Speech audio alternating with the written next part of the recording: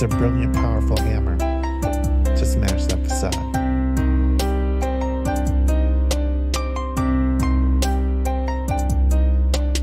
It's a brilliant, powerful hammer to smash that facade. Welcome to the future. Shit where you please. The Wi-Fi's killer, but there's no more bees. So there's hardly any flowers, there are very few trees, and you'll pay $1,000 for some honey for your tea. But we got these awesome collars, mine's an Apple Model 3. It allows for better movement than the Tesla X Elite. It lets you customize the ads that it implants in every dream. And for premium subscribers, doesn't shock you in your sleep. But it doesn't stop there. It can analyze your speech, and if it hears disinformation, then it notifies police. It's a swift re-education, but it knocks you off your feet like your booster every 7th week. I faced the future boldly with 2 eager open eyes, and I picked a couple nuggets up that blew my fucking mind. Like you can taxidermy someone while they're technically alive, and they'll shine when it's election time. See, the Democratic voter base will pay them zero. Never mind if voting for the scarecrow is a vote along their party lines. They could stare into its marble eyes and claim there's something dignified. Unlike real politicians, this one doesn't need an oxygen or kit supply. But its function is the same as those who came before. The goals are never misaligned. It still spends all its working time performing pre-recorded fleecing sessions where it sugarcoats your slow and hungry genocide, while pouring billions into Nazi coffers, all the while selling you the story that we're moments till the MiGs arrive. So fuck it, ask Zelensky if he'll help replace our leaded pipes. Watch a fleet of Penske's show stacks of bills in every size. Guess it only took a black sun and a couple Hiles. Honorary goose step and some Nazi boots a quarter mile, all while Biden sneers his sordid smile. I don't know what was in this morning's vial, but it makes him stare 1,000 yards through all the prompters and the cards like he can smell the nearest child. His eyes are wide and wild, wider than the grave in which another 1,000 families were tossed in as I typed until they rose up to the sky unceremoniously piled. Which sort of flies right in the face of all this network ticker tape where the American economy has superhuman vitals. And sometimes some people come along with a hammer. See, I like to think my trial's gonna play like a recital. I'll denounce the world around me and accuse the most entitled, who weaponize their titles, whose pull is something title, who'd starve us all to death to best delight their blinded idol. So they might destroy the record, and I will never get to vinyl. So my word is not immortal, but it's final. It's a brilliant, powerful hammer.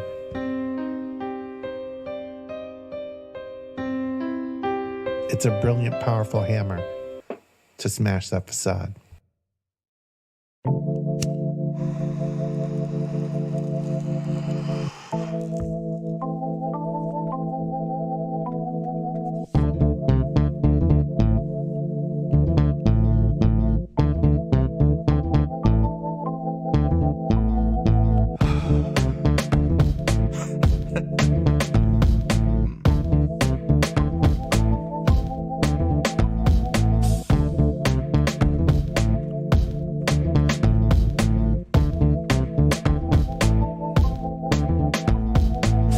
Of the free, and you'll know us by the trail of dead. It's just one more world war to complete the set.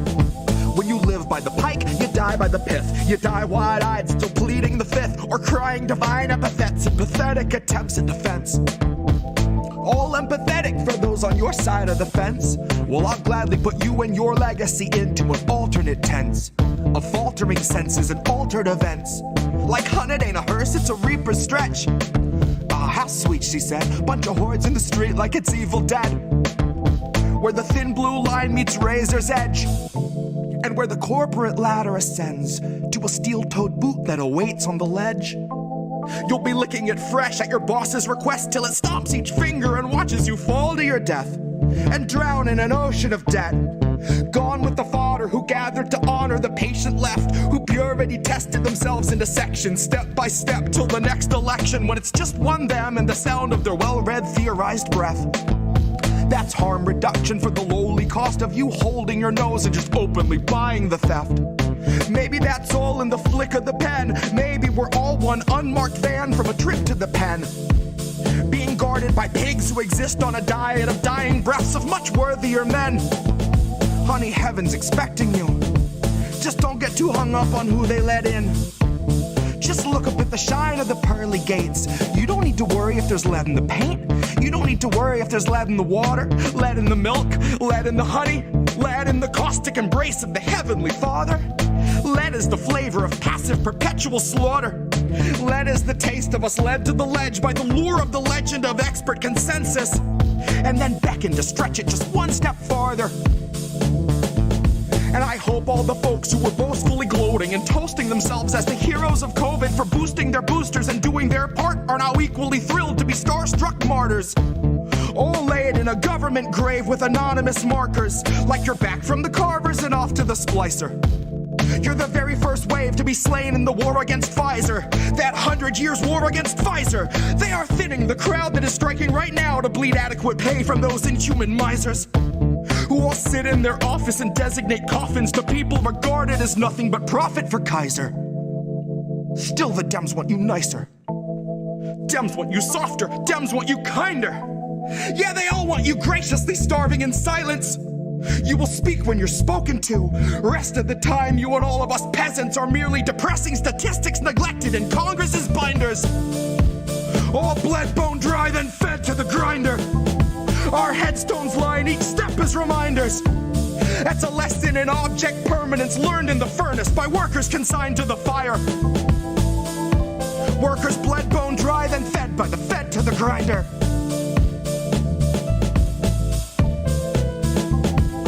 Fed by the fed to the grinder.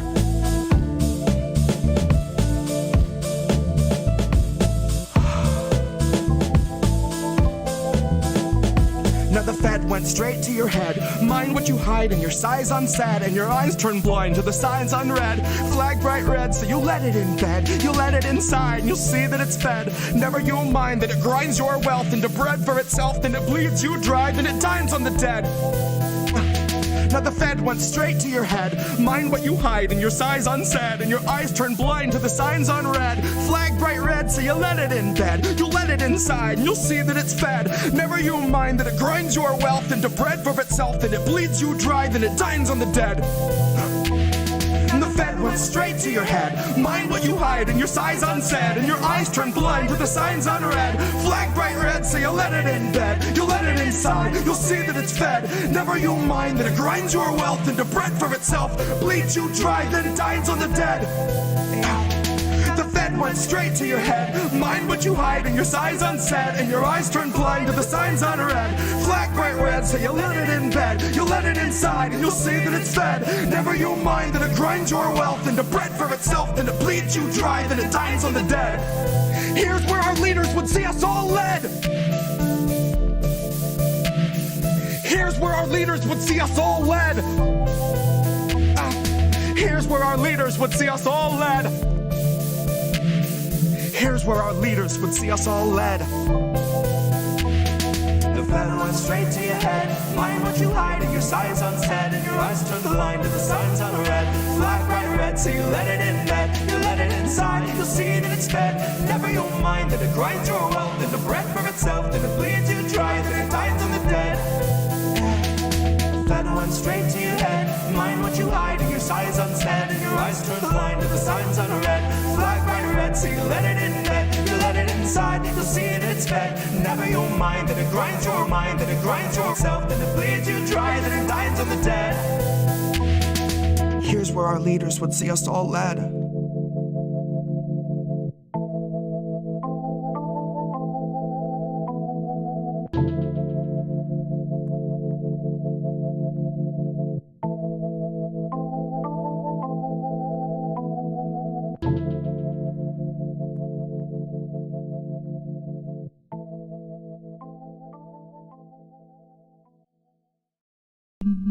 False alarm. I thought that help was here, but it was my own reassurance bouncing round 100,000 times in my own ecosphere. If every time you speak you keep it off the record, consequently you can keep your record clear.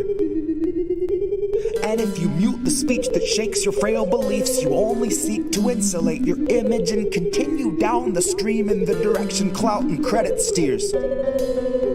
Directly from your mouth into am I the asshole Reddit's ears. Directly back into the greasy pockets of some Gates Foundation financiers. And then directly back into the frantic final thoughts of early trial Neuralink volunteers, staring at the numb and mumbling vacancies where recently had been their peers. Half of whom are glitching with the memory stuck on pause, and half have zero fucking clue just who they are or why they're here. It's been said that fear is all we have to fear, but that was back before the basosphere condenser came along, distilling concentrated fear that's diamond pure, crystal clear, oppressor strong, and woven into every single article you read and song they let you hear. And then Elon heard that Jeff enhanced our fears by 86%, and he said, hold my beer. And not a single sheep among the herd would turn their head or say a word, cause they were all too busy begging for the shears, begging for the muzzle, happy just to guzzle, feed, and watch a screen for all their years. Man, to each his own, can't afford a home, but they'll let you have your cozy little ecosphere, where there among your own devices you can break the seventh seal, overthrow the oracles, and slay the seer. All the tomes were burned and all the lips were seared. Shut your eyes and all our lives just disappear. Now blink 'em twice. Welcome to your ecosphere.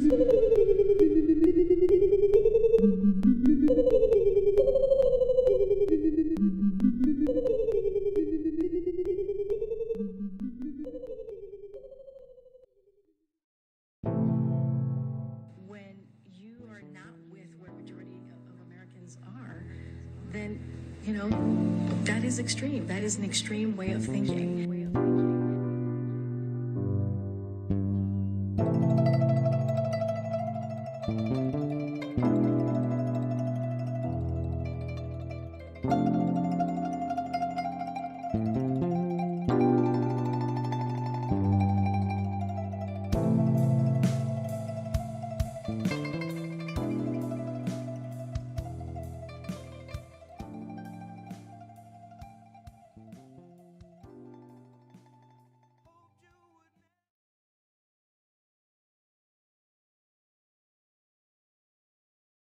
We want to have just an off-the-cuff chat between you and me, us.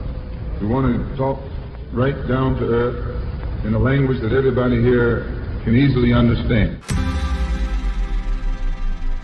Who are these people? It's us. We're these people. I love that intro. I love that intro so much. I'm here with a different co-host this time, Oz LaFave. Hey guys, thanks so much for having me on. Friend of the show, DJ Joe Nice. How are you, friend? What's good? And you hear Nick say this all the time. The United States is the most propagandized country in the world. We are so fucked, you guys. Again, I'm sorry for being cynical, but seriously, we're fucked. We are fucked. We are well and truly fucking fucked. Just appreciate all the work that you do and the platforms that you all are providing. Hey, you. Doing good. How are you guys doing? And as independent media, we have a responsibility to be, we don't hide our bias, obviously, but we must stay true to the facts. What's up, Pam? Cheers and salutations. Welcome if you got them. But I am here with a man that I've been waiting to talk to for the last couple of years, Nico House. As an educator, what I would suggest is that, first of all, podcasts like these are made.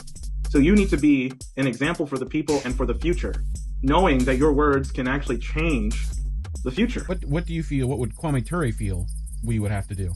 Well, politics is every day of every minute. You have to be aware of what's going on. Not voting on one day, so the vote has never meant anything. So I'm not a Democrat. See, I would call that guy the Black Obama. No. The issues that we talk about, listen to us. As always, kids, labels are bad. Stay independent. Good night, fam. In news. in news. Yay! Still hate it. In news. It's gonna grow on you. Eventually, you're gonna like it. You know. Probably. I could anticipate that. But so we're back. It's summer officially. Yeah. I think. Is officially? Who officiated? Yeah. The powers that be, but you know what that means now that it's summer. 90 degrees and 100% humidity in Florida? Yes, I do know. Same thing in DC, it hasn't gone that hot yet. So right now it's actually been kind of rainy season, so it's been okay. You know? Yeah. Like it's so hot the oceans evaporate. So it's like, okay. You know, like cool. You know, anyway. Welcome to episode 65. 65 of INN News with me, Collin Radix-Carter, aka Care Bear, and my co-host, tech genius, knowledgeable of many things extraordinaire, producer of many shows in INN, Reef Breland. What's up, How are you doing today, sir? I'm doing all right. We wrote stories. Yeah, and there's a lot of you already here. Yeah. I think we had Tell your about 10 friends, people waiting. Like, share, subscribe, become a member, give us monies, do anything you want. Yes. You know? Well, do anything you want, as long as we always say, and this will probably be the sermon you'll hear every week. So if you get tired of it, I don't care. But it's our way of showing that we care about you all. Obviously, do the things as we've said. We definitely appreciate the monies in terms of helping us grow our network, and we have been growing. We now have a show on INN every day of the week, which is awesome. But we like to build it up more, and that takes monies. So obviously, new lights, people gotta get new lights. Saga needs to new. Although I will say this, I feel like just as an aside, Breaking Point's their new studio feels like a downgrade to me. A downgrade? They downgraded. I am once again. It feels like honestly what we would be able to do with the resources that we're able to muster. What? So it's like kind of like bubble gum, because that's what we can muster. Like I can do a Star Trek cardboard set. We'll be alright. But anyone who's seen the new Breaking Point set and their new logos and everything, like it feels like that. It feels like very like for them, substandard to me. But that's just my opinion. But I digress. But anyway, we're not trying to be like Breaking Points. No, but we cover real stuff. Yeah, we'll talk about that in a second. But obviously, we love super chats. But please take care of yourselves and your families and your communities first before you consider giving to us. Yeah, hit that super chat button. See if it works. You know, find out. Right, but as we say, any money that you can give us to the network will be extremely appreciated. We do appreciate it. We love you. Real. And we do love you. So we do this. But so I know this is one of the things of waiting until Wednesday. Yeah. To report on stories that kind of break over the weekend. Everyone else talks about it, and everyone uses the information that you pull and not know about it until after the fact. So, but obviously this is a big story and a big deal, especially for me being a union member. I do have some stuff to say about this. We also have a person that you kind of know from the network very well who kind of allude to having some stuff, saying some stuff about this too, more than likely, if he has any balls. Yeah. But yeah, so about 20 or so odd unions endorsed Joe Biden a year and a half before the election. So we are going to talk about that. And again, I apologize if you've heard the story. I know Sabby and Kit and Jimmy already reported on this. But we are going to report on it anyway. Sorry. Not sorry.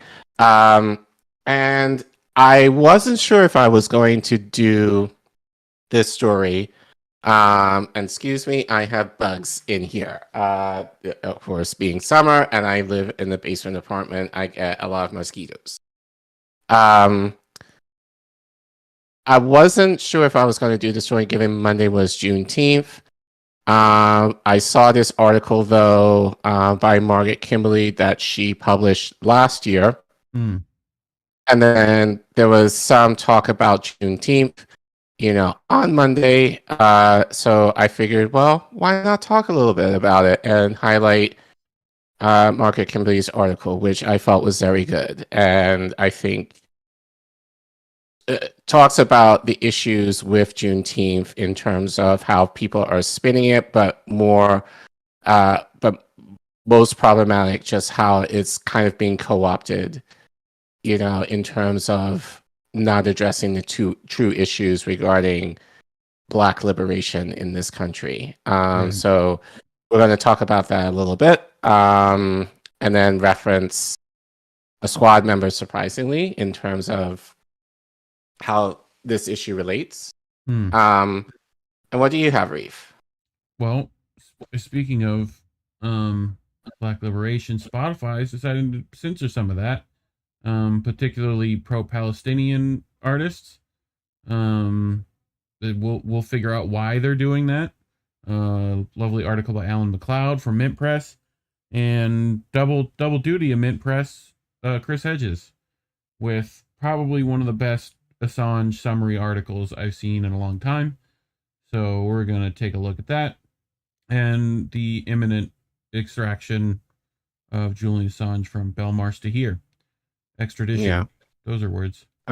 Shout out to Richard Medhurst. I think I read on Twitter that he's going to be either participating or at least he's tweeting about an action for Assange in London over the weekend. So cool. If you're in the UK, see if you are able to join and participate. Wake up, asshole! But yeah, anyway, are you ready, sir?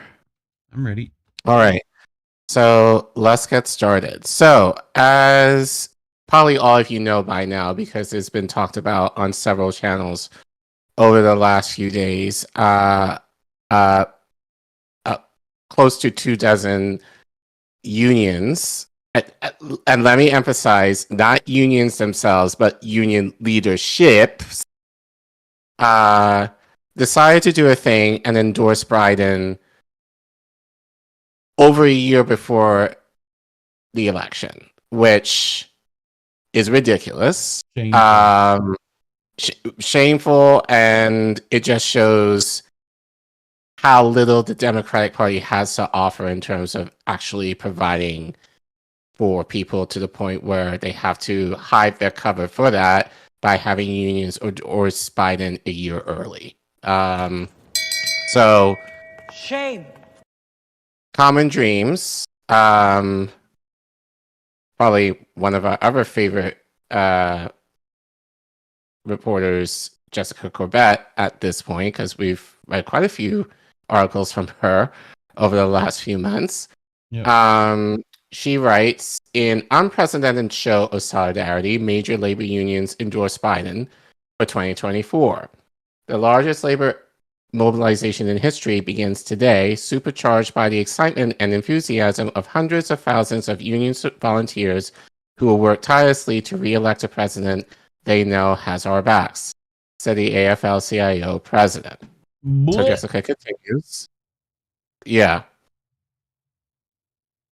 we're going to get into this. I'm going to tear this apart. On the eve of a Philadelphia rally hosted by labor leaders, this happened over the weekend, the AFL-CIO and 17 unions on Friday endorsed Democratic U.S. President Joe Biden and Vice President Kamala Harris for re-election in 2024. During the 2020 campaign and since taking office, Biden has pledged to be the most pro-union president, leading the most pro-union administration in American history. He has won praise for various appointments, including Julie Su for Labor Secretary, which still lacks U.S. Senate approval, and actions to improve the lives of exploited workers. Although Biden also has at times angered organized labor, particularly in December when he signed a congressional resolution preventing a nation rail strike as industry workers were fighting for paid sick leave, AFL-CIO President Lick Schuler still stressed Friday that there's absolutely no question that Joe Biden is the most pro-union president in our lifetimes. There's plenty of questions. Like a whole bunch of questions, actually. Well, I mean, that railroad one, very much so. Right. Like, I mean, I haven't seen him put a comfortable shoe on for any labor union, let alone, like what has he done for them lately? Anything? Right. Like, as I said earlier, keep in mind, this is union leadership. This does not represent union rank and file members. We'll get more into this because there are implications of this after the article. From bringing manufacturing jobs to America to protecting our pensions and making historic investments in infrastructure, clean energy, and education, we've never seen a president work so tirelessly to rebuild our economy from the bottom up and middle out, Schuler said. We've never seen a president more forcefully advocate for workers' fundamental right to join a union. Like this is so made up. Like, right? Examples, please. Well, we forcefully advocate for workers' fundamental to join a union, yet we're not gonna give them anything when they actually use their power. We're gonna tell them to sit the fuck down. Like, we're gonna literally get them to not strike. And it's not like the Democrats as a whole have been any better. Obama literally called off the NBA strike and a bunch of others. Like, keep in mind what happened after that railroad strike. There's literally a giant ecological disaster due to, like, terrible railroad infrastructure and working conditions. So, yeah. Like, what? Okay. All right. Let's continue. I clipped it wrong. Now it's time to finish the job, she declared. The largest labor mobilization in history begins today, supercharged by the excitement and enthusiasm of hundreds of thousands of union volunteers who work tirelessly to re-elect a president they know has our backs and will always fight for us. Coming nearly 17 months before the 2024 election, Friday's announcement is the earliest presidential endorsement in history for the General Board of the AFL-CIO, which represents 60 unions and more than 12.5 million workers. So you you already know the implication. Well, it'd be interesting to see if these endorsements actually mean anything substantially. Probably not. But the idea that it gives the illusion that nearly 13 million workers in the country actually back Biden, which is not the case. Aren't there two other Democratic nominees? Yes. Okay. So all these unions are just choosing what? The one that's going to get, like, the coronation, I guess? Basically, yeah. I mean, and now there's a pack for Newsom for president too, right? Yeah. Okay. I mean, his auntie ain't gonna let him do that if she don't know something.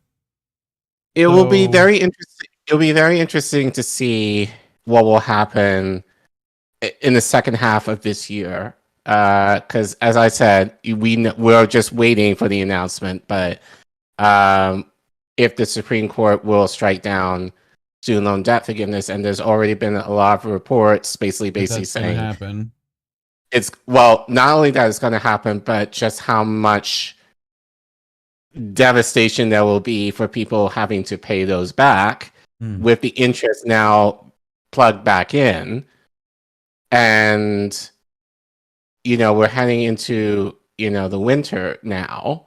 It's going to put a hurting for a lot of people. And many of them, are teachers, nurses, all these people of whom these leadership members represent, or supposedly supposed to represent, that is going to be a struggle, especially since we're I argue we're already there, but reports are people saying that we're heading into a recession now. Yeah. So if that kind of follows through into next year, then this endorsement is going to be a giant goose egg, for all of these unions. So, and you could have used it to get concessions. Exactly. Anything. Right. I'm definitely going to get into that after this, but the idea is what concessions did you get in terms of giving your endorsement? Right. We still don't have $50 million wage. We still, nothing regarding the PRO Act, right? Right. We had nurses, and I'm going a little ahead of the slideshow here, but we had nurses who last week or 2 weeks ago were with squad members, regarding Medicare for All, which is bullshit now because the squad basically lost their leverage. Right. But not only that, back in 2020, the majority of all these people, these rank and file union members, they supported Bernie. Yeah. So the idea that people now are shifting over to Biden, is kind of ridiculous to think about that many of union workers are now just, some might, but it's very hard to believe that many of them are accepting the fact that they want Joe Biden to be president, especially since he hasn't done really anything, in my opinion, substantive that has improved labor in this country. Right. Anyway, let's continue. Biden-Harris campaign manager Julie Chavez Rodriguez said the president, also a former vice president, U.S. senator, and county council member, there has been an unwavering champion of the labor movement his entire career. Yeah, right. And the historic groundswell of support from the AFL-CIO and unions is an unprecedented show of solidarity and strength for our campaign. Joe Biden ran for president 4 years ago because he knows the way to grow the economy is to grow the middle class, and that starts with strong unions and labor representation, she continued. With the early support from the labor movement, our campaign can tap into organized labor incomparable organizing abilities, which allows us to reach deep into communities and talk to voters about the tens of thousands of good-paying union jobs created by President Biden's first-term agenda.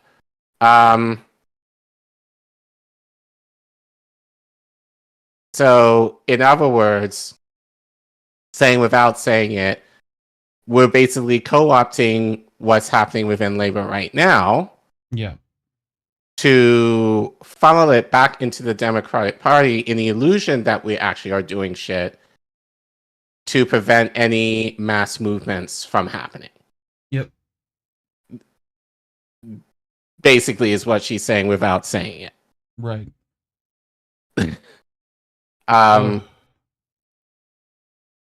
These endorsements are personal to President Biden and Vice President Harris, added Chavez Rodriguez, the granddaughter of the late United Farm Workers leader Cesar Chavez.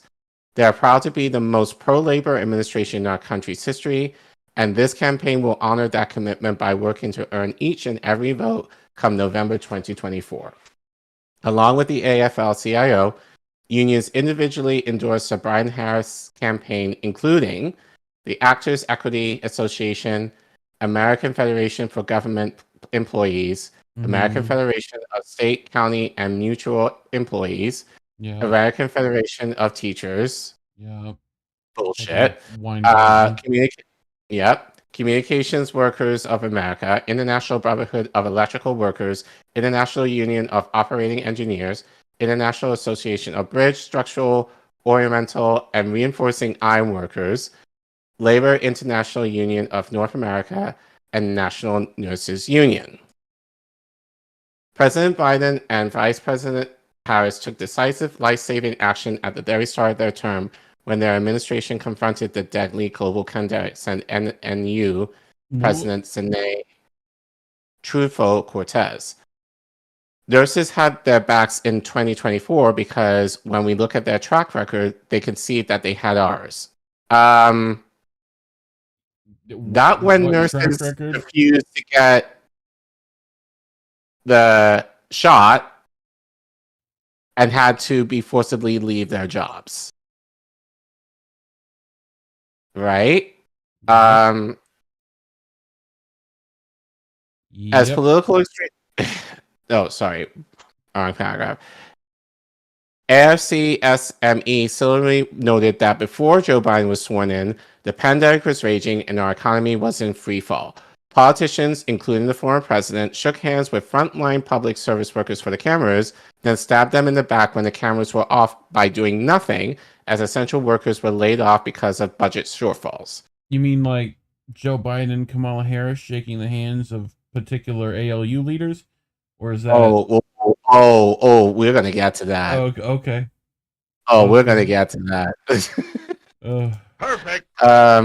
As political extremists try to roll back all the progress we've made and take away fundamental freedoms, said Saunders, Joe Biden will work with us to address the top issues for public service workers today, resolving the staffing crisis that is pushing millions of public service workers to exhaustion and leaving our communities unprepared for the next crisis.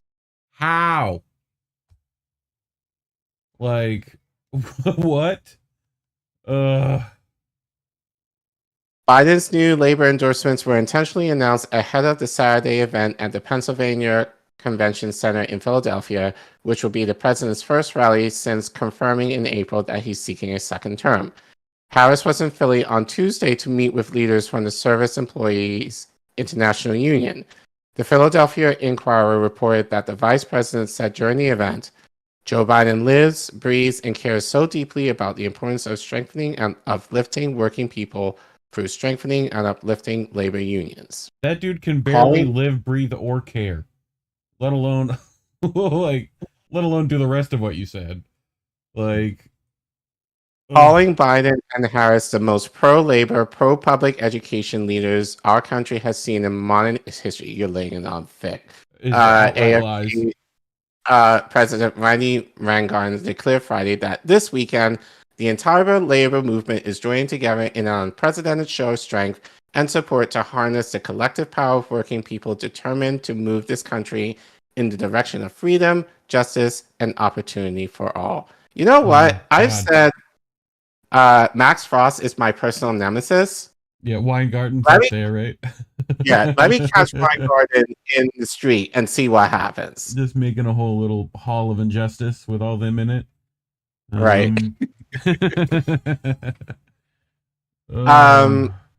So just to clarify, I am not a member of the AFT. I got this email over the weekend because I'm on their main list. I attended an event of theirs many years ago.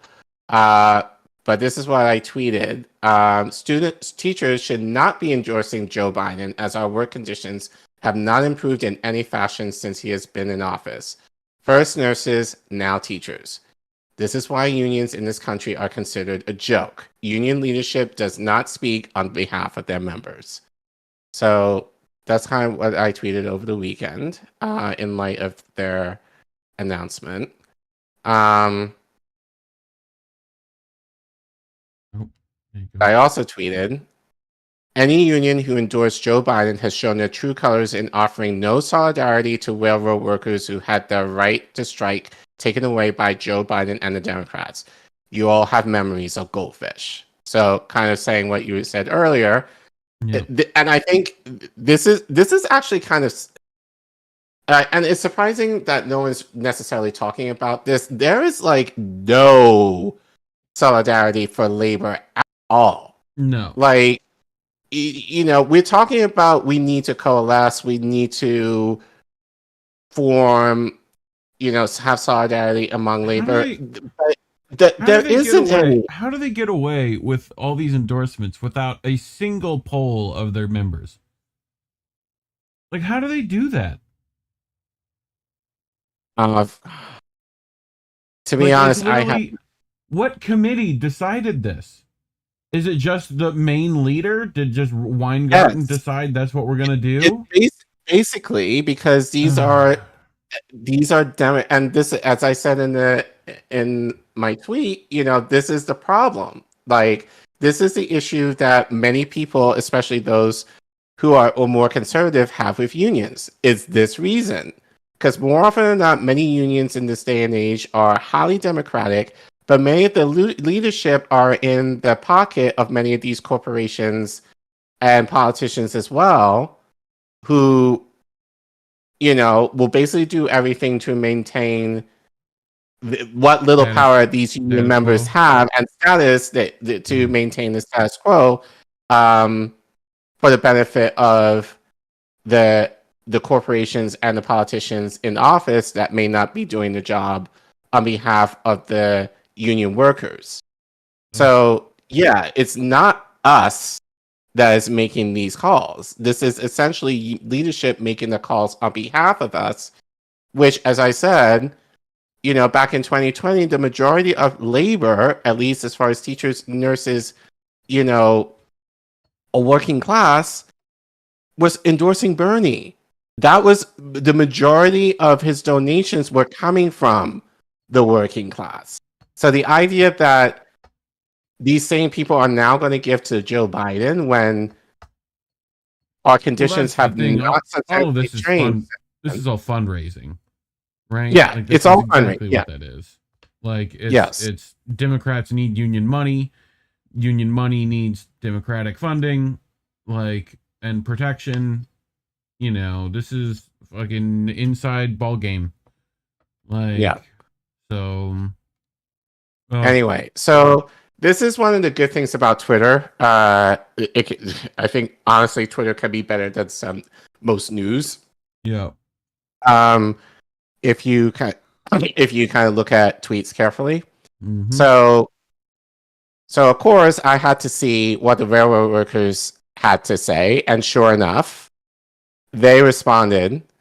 It's a paradox when Union Joe sides with rail execs over workers. Endorsing an economy over workers stance contradicts his pro-union campaign claims. Hard to reconcile such decisions with the AFL-CIO's endorsement. So they tweeted their displeasure over this. So this is from the Burn Identity. And she brought up several good points.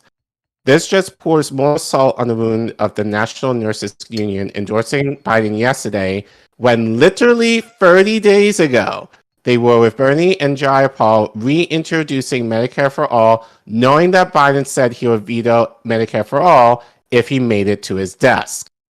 Gotcha, you want proof? Play the clip. Rolling the bean footage. Let's assume, and I've asked other candidates this kind of question, veto question. Let's flash forward. Your president, Bernie Sanders, is still active in the Senate. You can't hear it? No. Okay. It's okay. They were, but I can fix it. Hold on. I always forget to do that. I would like to know what they say, even though our audience can hear. Manages to get Medicare for All through the Senate in some compromised version, the Elizabeth Warren version or other version. Nancy Pelosi gets a version of it through the House of Representatives. It comes to your desk. Do you veto it? I would veto anything that delays providing the security and the certainty of health care being available now. If they got that through and by some miracle, and there was an epiphany that occurred, and some miracle occurred that said, okay, it's passed, then you got to look at the cost. I want to know, how did they find the $35 trillion? What is that doing? Is it going to significantly raise taxes on the middle class, which it will? Come on, man. What's going to happen? Give me a little break here. Look, my opposition isn't to the principle that you should have Medicare. I mean, everybody, healthcare should be a right in America. My opposition relates to whether or not, A, it's doable, two, what the cost is, and what the consequences for the rest of the budget are. How are you going to find $35 trillion over the next 10 years without having profound impacts on everything from taxes for middle class and working class people, as well as the impact on the rest of the budget? But we're able to find nearly $1 trillion for Ukraine, though. You have a problem figuring out whether you're for me or Trump, and you ain't black. Like, yeah, dude. I mean, this is what unions are going to endorse that, especially the nurses union. What's going on? Against their leadership, not even workers. Even then, why would their leadership decide to what does their leadership gain from this? You said it. Status, control, but this is all fear, mostly, I would imagine, because many of these unions are fairly weak in of themselves, and God forbid that they actually raise up workers in attempts to strike. You saw what Biden was able to do with the railroad workers. Imagine what he's capable of doing with anyone else. Yeah. They don't want to necessarily want that, at least the leadership. So this is just a way to kind of cover their ass by not opposing the Democratic Party, essentially. Oh, here's what they fucking get. Right. So this is very significant because no one has talked about this. So Jennifer Jacobs reported, I guess she was at the rally over the weekend, about 2,000 here in Pennsylvania per AFL-CIO for Biden's first big rally for his election race. The political event was organized by labor unions. So only 2,000 people came out to this. Yep. That should have been a lot more. For sure. Presidential candidate, the only presidential candidate endorsed by most of the labor unions now, at least the big ones. So then the burn identity continues. Building up for Biden's first 2024 campaign rally, 18 unions endorsed Biden as the most pro-union president in American history. 2,000 people show up. Yeah. On March 2nd, 2019, 13,000 plus showed up for Bernie Sanders' first 2020 rally in Brooklyn outside with around 39-degree temps. Working people know the real deal. Yeah. So Bernie was able to pull crowds, a lot bigger crowds compared to Biden, given his message. Too bad he sucked too. But and most of those people supported Bernie over Biden in 2020. Now, we have somebody, and I know we're going to get a lot of hate for this, but there's someone that we know, personally, but we've talked about before, that probably has something to say. He hasn't said anything formally regarding this yet, if he's ever going to. But Chris Smalls alluded to the lack of political support, because remember, he went to the White House, what was it, last year? Something like that. He spoke to Biden, right? Spoke to Congress. Right? Yep. And what has Congress or Joe Biden done since? So he's talking here, and this was back at the rally that he had for Pushan Brown back in January. So I figured we'll go back in time. And like I said, he alluded to the disappointment that he has had with independent media as well as politicians. So let's remind ourselves what he said here. advocating for Pooh and her daughter Gabby, and nothing. All we get is a couple of articles here and there, get a couple of videos out on social media here and there, and a couple inquiries here and there. Some interest with journalists, but there's no fight for a black woman. This right here is a civil rights moment. And I shouldn't be the only one that's representing labor or the union, the Amazon Labor Union by itself shouldn't be the only one. Other politicians and prominent people that are silent about this issue, that know about this issue. I personally brought it to their attention. And I know Christina has done a number of phone calls in the last couple of weeks to some prominent people that's going to help, hopefully. But to be here 2 years later without justice is inhumane by itself. I mean, I don't want to tear Smalls apart too much, but you know, regarding what you said about independent media, dude, we've tried to contact you. I know other channels have tried to contact you, and you refuse to come on other than the larger channels. And the last time you were on a major independent channel was last summer, actually. Yeah. So what have you been doing since then? But I played that because, again, as a reminder, you know, he didn't give names, but he alluded to the idea of how disappointed he is in terms of the way politicians have not come to bat for him or the Amazon Labor Union. But here's my issue, Chris. Where's your tweet regarding these endorsements? Why aren't you blasting these unions? And actually, let me ask this, Smalls. Why are any of these unions supporting you in your efforts? No.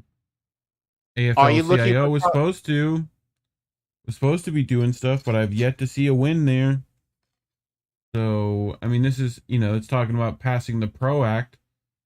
We've talked about this before. Even the PRO Act, which got told to you by other unions would be good, right?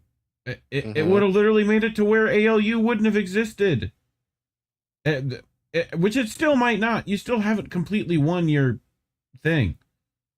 So, you know, I don't want to get too much in on that, but... Right. But no you PRO mentioned Act. the PRO Act.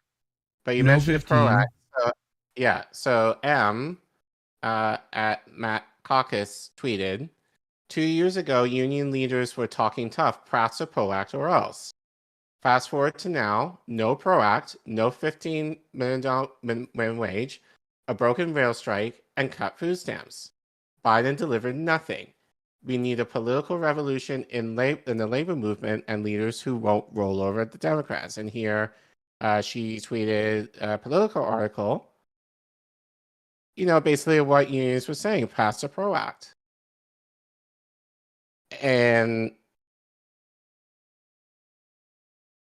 2 years later, zilch. Nothing. Yeah. So I do want to read one more article. Okay. And I wanted to read this article. I think Nick from RBN referenced this briefly in a short he did. I think Jimmy might have referenced this a bit in a clip regarding this issue. But I thought it was so good that I think it's worth reading. So this is from The Guardian. And it's funny, like, and I said this to you, it had to be Monday night because I was prepping this Monday night.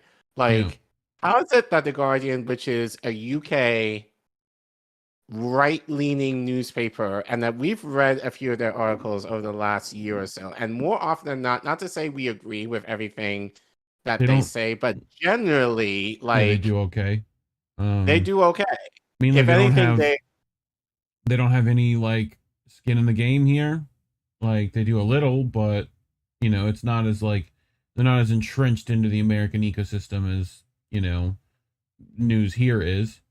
So they're not as controlled in that sense. They still have, like, their opinions tend to be kind of iffy and stuff, but you know, but they're all right. They do some stuff, especially if it's like, this is what happened stories, you know? So this is an op-ed written by Hamilton Nolan. This was written back in December, by the way. So just to give some context. But there's a lot here that he basically more or less predicted that actually has been proven right. So he wrote, Biden just knifed labor unions in the back. They shouldn't forget it. U.S. railway workers threatened to strike until they got paid sick leave. The president's administration chose political cowardice. Do you mind moving since I'm a little behind? Yeah, I got you. Thank you. It's sad, really. The beleaguered labor unions of America thought that they had finally found a true friend. In Joe Biden, they had a man who was the most pro-union president in my lifetime. A low bar to clear, but something. Yet this week, we found out that when the fight got hard, Biden had the same thing to say to working people that his Democratic predecessors had for decades. You'll never get anything you want if I don't win, but once I win, I can't do the things you need because then I wouldn't be able to win again. Yep. At the same time that thousands of union members are fanned out across the state of Georgia, knocking on doors to get Raphael Warnock. Actually, hold on. Pastor Raphael Warnock elected and solidify Democratic control of the Senate to save the working class, of course. Biden decided to sell out workers in the single biggest labor battle of his administration. Rather than allowing the nation's railroad workers to exercise their right to strike, he used his power to intervene and force them to accept a deal that a majority of those workers found to be unacceptable. Next slide. Oh, yeah. I can do that. His ability to do this rests on the vagaries of the Railway Labor Act, but all you really need to understand is this. Nobody forced him to side with the railroad companies over the workers. That was a choice. The White House just weighed the political damage if anticipated from Republicans screaming about a Christmas season rail strike against the fact that railroad workers have inhumane working conditions and would need to go on strike to change that, and chose the easier political route. This was a which side are you on moment, and Biden made his position clear. What were these railroad workers fighting for? Paid sick leave.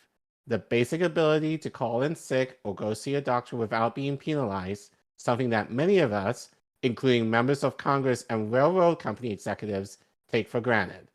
It is also, by the way, a right that Joe Biden believes should be codified into federal law. But he must not believe in it all that much, since he just cut the legs out from under the unions who were trying to secure it for their members. And why is it so difficult for railroad workers to win this paid right? Their industry, after all, is fantastically profitable. It has cut its workforce to the bone purely to enrich investors and doesn't want to spend the money it would take to staff properly so that its remaining workers could take sick days. Greed and nothing more. The combined power of the railroad unions could overcome this obstacle, but only if they had the ability to go on strike. Railroad companies are not stupid. They knew the White House would intervene to prevent a strike, so they felt no urgency to give in to the workers' demands. Joe Biden, Mr. I Love Unions, unilaterally disarmed the unions before the fight could begin. Without a credible strike threat, they never had a chance. People will point out that strikes are disruptive. Yes, that's the point. A rail strike would be so disruptive that the rail companies probably would have given up the sick days to prevent it. And if they didn't, the White House could have weighed in on the side of the workers to make them.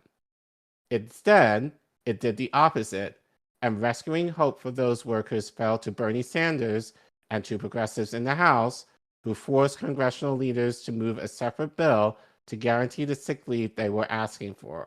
Not quite, but I'll continue. As usual, it was the left that went to the trouble of fighting for labor after the party's mainstream sold it out for the sake of convenience. Organized labor is in an abusive relationship within the Democratic Party. For decades, Democratic administrations have failed to prioritize labor issues and stab unions in the back, and the union establishment has always shown up with a big check for them in the next election. I guarantee you this will happen again after this betrayal by Biden. You may have already noticed that few union leaders have been brave enough to criticize the White House directly on the issue.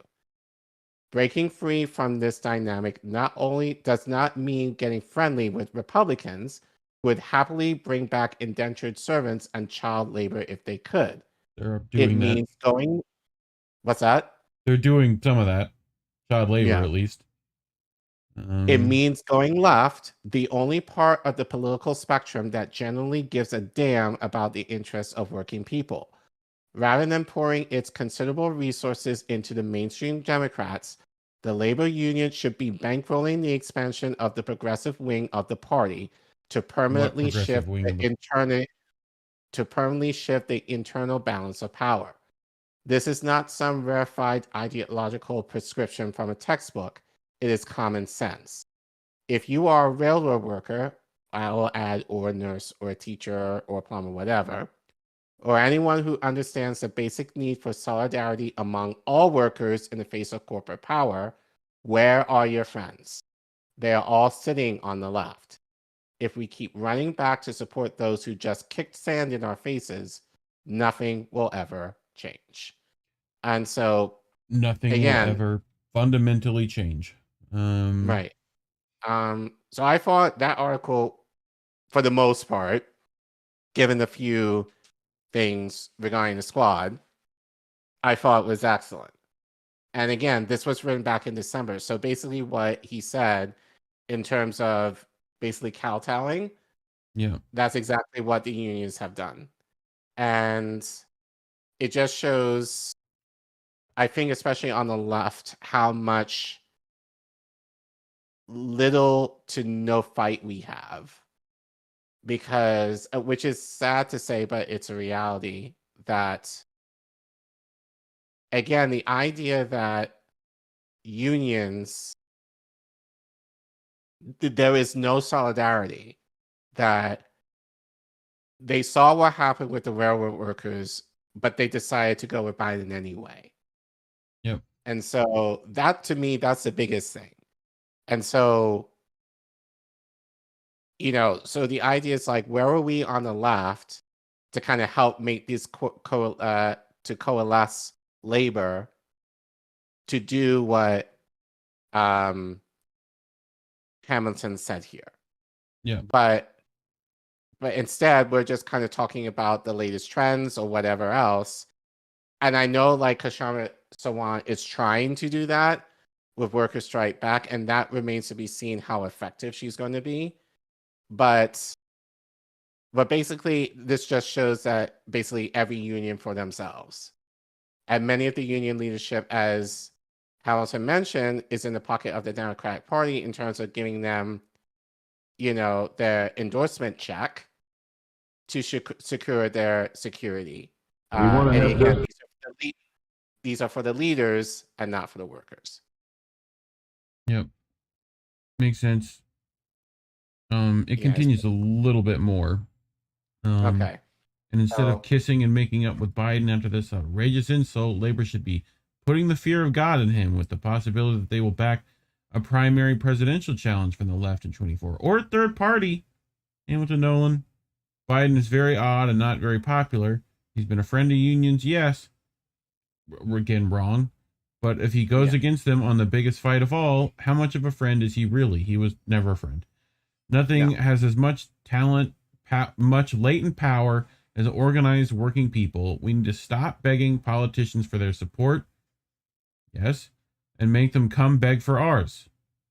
Yes. Just because a strike is illegal, after all, doesn't mean that it can't happen. Sure, last paragraph, great. Yeah. But yeah. It's very disappointing. And the revolution, and I hate saying this, the revolution that we're hoping for or seeking, I doubt it's going to happen, given what unions did over the weekend. Not from them. Like, it ain't happening from them. But it's the idea that the leadership, will circumvent the needs of the workers. And we've seen this, and I know you and Indy report on this all the time. Yeah. But many members are scared to do anything in these unions, to go against their leadership. And take it over, Right. So really that's where it needs to start. And unless that happens within the unions first, we're going to see a lot more of this. And again, as I said, this is why a lot of conservatives, well, not just conservatives, but people in general basically are like, unions aren't shit. And in many cases, especially in situations like this, they are correct. Yeah. But again, it's not for the workers that they're meant to support. No. It's often for the leadership that is kind of giving the cover for, in this case, the Democratic Party, for them to continue doing their shit in exchange for whatever perks that they get. Yeah. So just very disappointing. And on behalf of labor, shame. Shame. It's shameful. Really is. Especially that you didn't poll any of your workers. Like, at least cheat.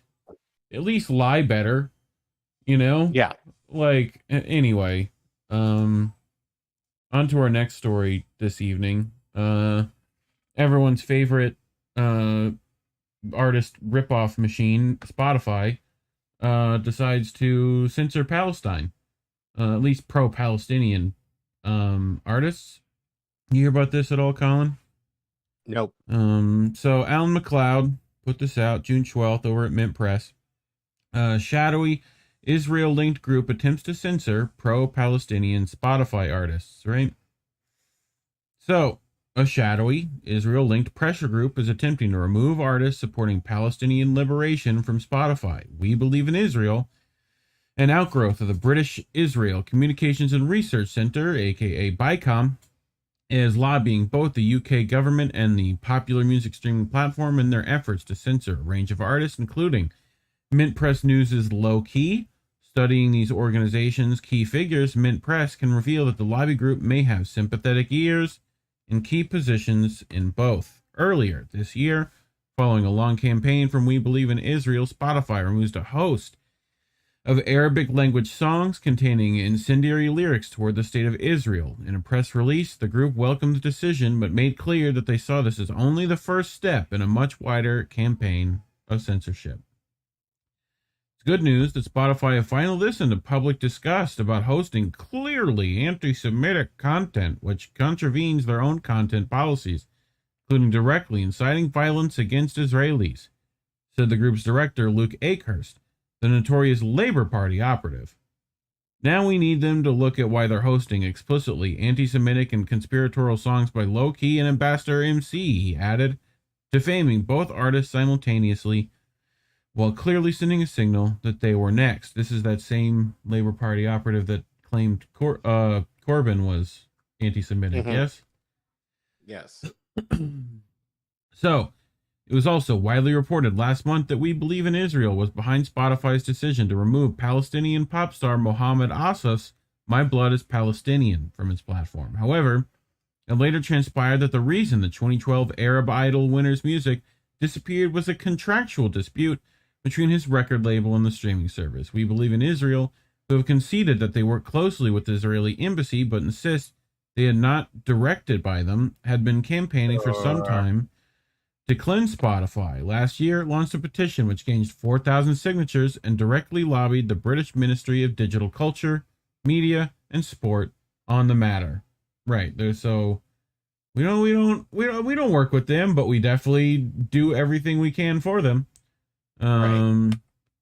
So here it is. This is an excerpt from Ofcom's 2017 broadcast and on-demand bulletin, which states the Israeli embassy, Shai Massat, the Young Fabians, and Labor Friends of Israel were amongst those who did not respond to our findings. We Believe in Israel did confirm that while it was not controlled financially or otherwise by Israel, it worked with a range of stakeholders, including the Israeli embassy. Right? You know, we didn't do it, but we take their money. The Jewish labor movement denies that it has worked closely with Shai Massat. So, leading the drive was We Believe in Israel's campaign manager, Rachel Blaine. Spotify must take down songs promoting hatred, she thundered in an article in the Times of Israel. Before conflict of interest much? Before joining We Believe in Israel, Blaine has worked at the Zionist Federation, Okay. British Board of Deputies, and at an unnamed embassy in London. I wonder which embassy that was, Collin. Given her professional background, it is likely that the embassy was the Israeli one. Oh yeah, that place. Allegedly. I'm sorry. Allegedly. I'm in danger. Allegedly.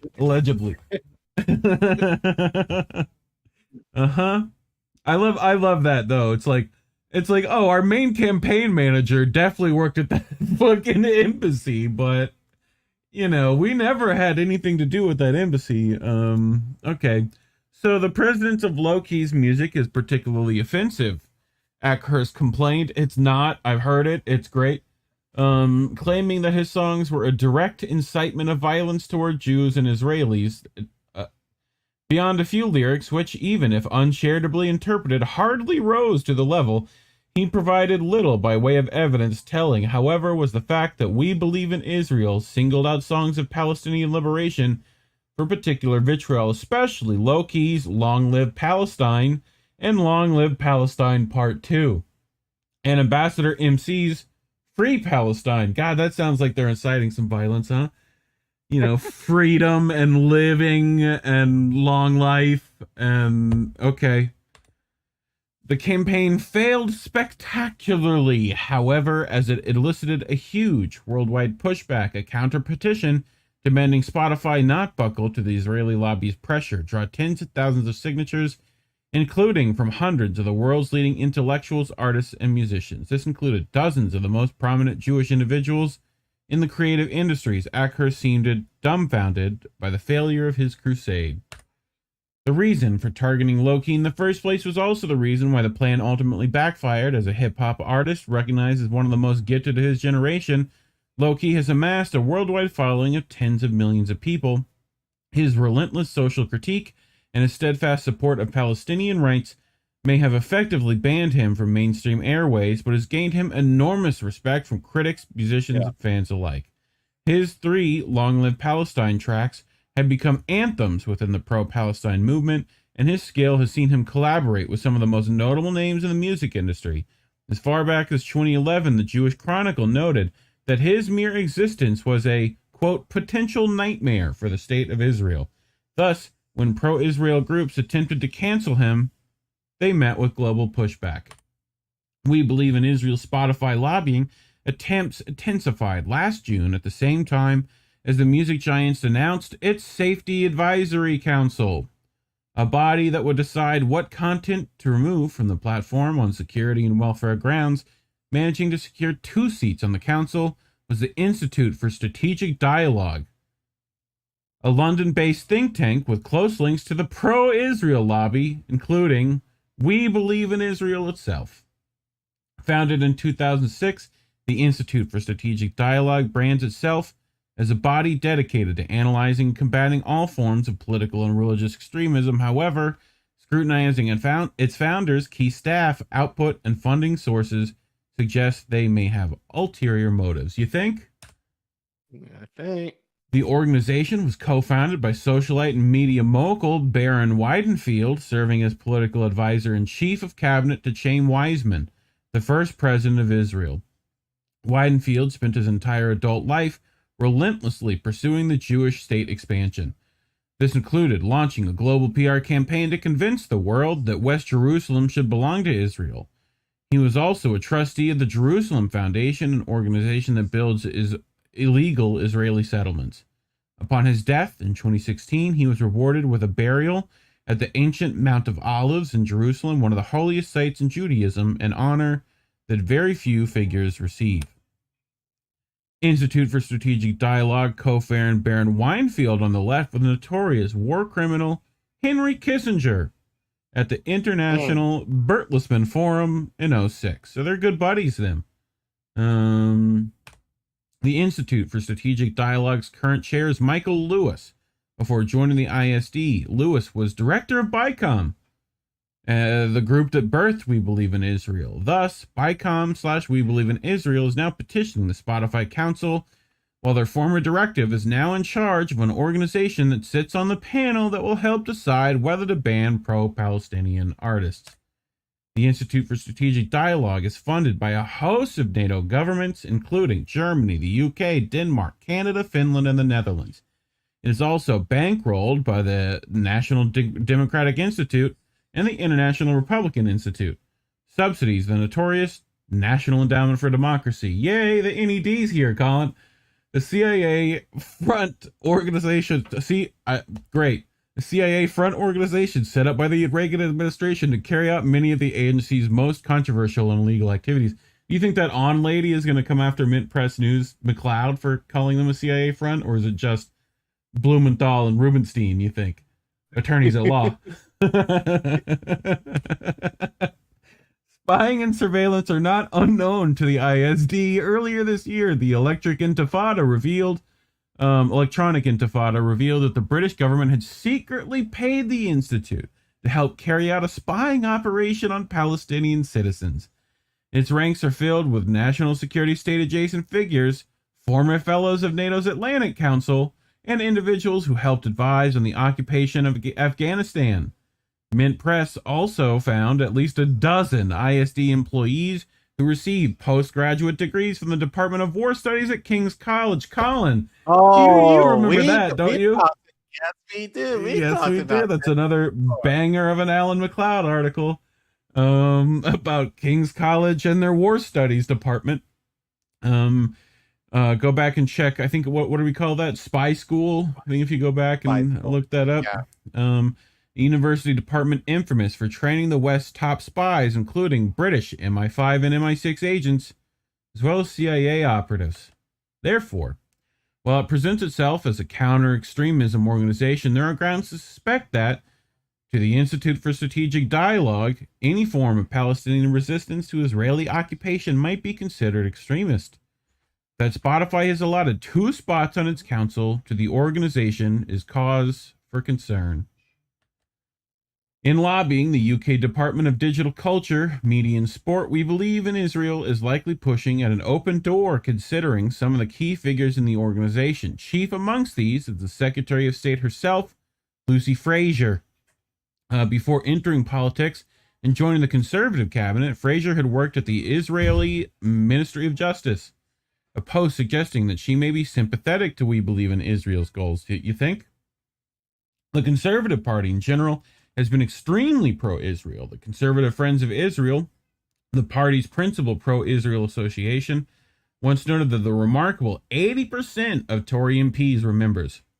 The organization works alongside with other pro-Israeli groups, including We Believe in Israel. The aforementioned Rachel Blaine left We Believe in Israel in 2022 and is now the CFI's Public Affairs Director. It's just a big revolving door over here, Collin.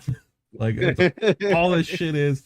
The CFI is a highly influential organization. In 2012, it helped the future Prime Minister Boris Johnson win re-election as mayor of London, organizing parts of his campaign, while it managed to block Johnson appointing Alan Duncan to the position of Middle East Minister due to the latter's support for Palestinian rights. A 2020 Run report from Declassified UK found that 1/3 of the Tory cabinet, including Johnson himself, were funded by Israel or by pro-Israel groups.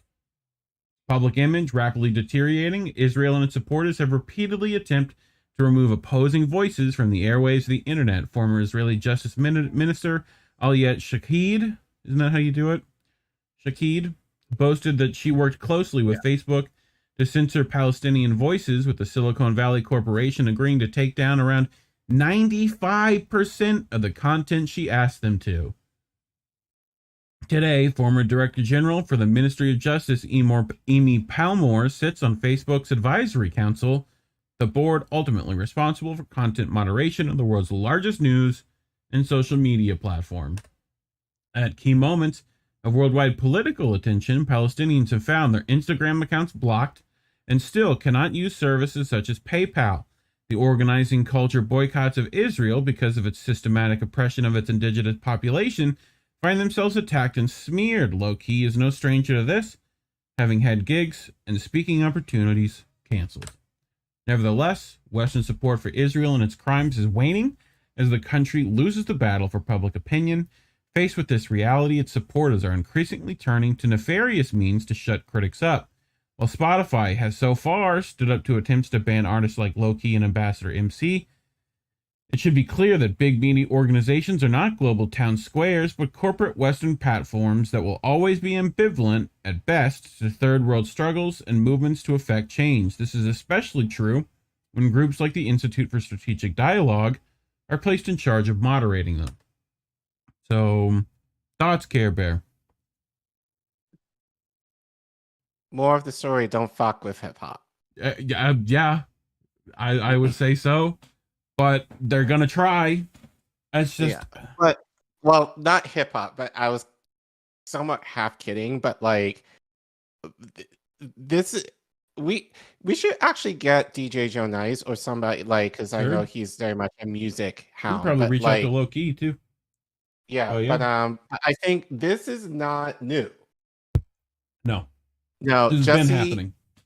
This has been happening. Think of like Bob Marley in the 60s. In the 70s, just the idea of speaking in terms of liberation, especially among working class and especially among people of color, has always been targeted in music. So this shouldn't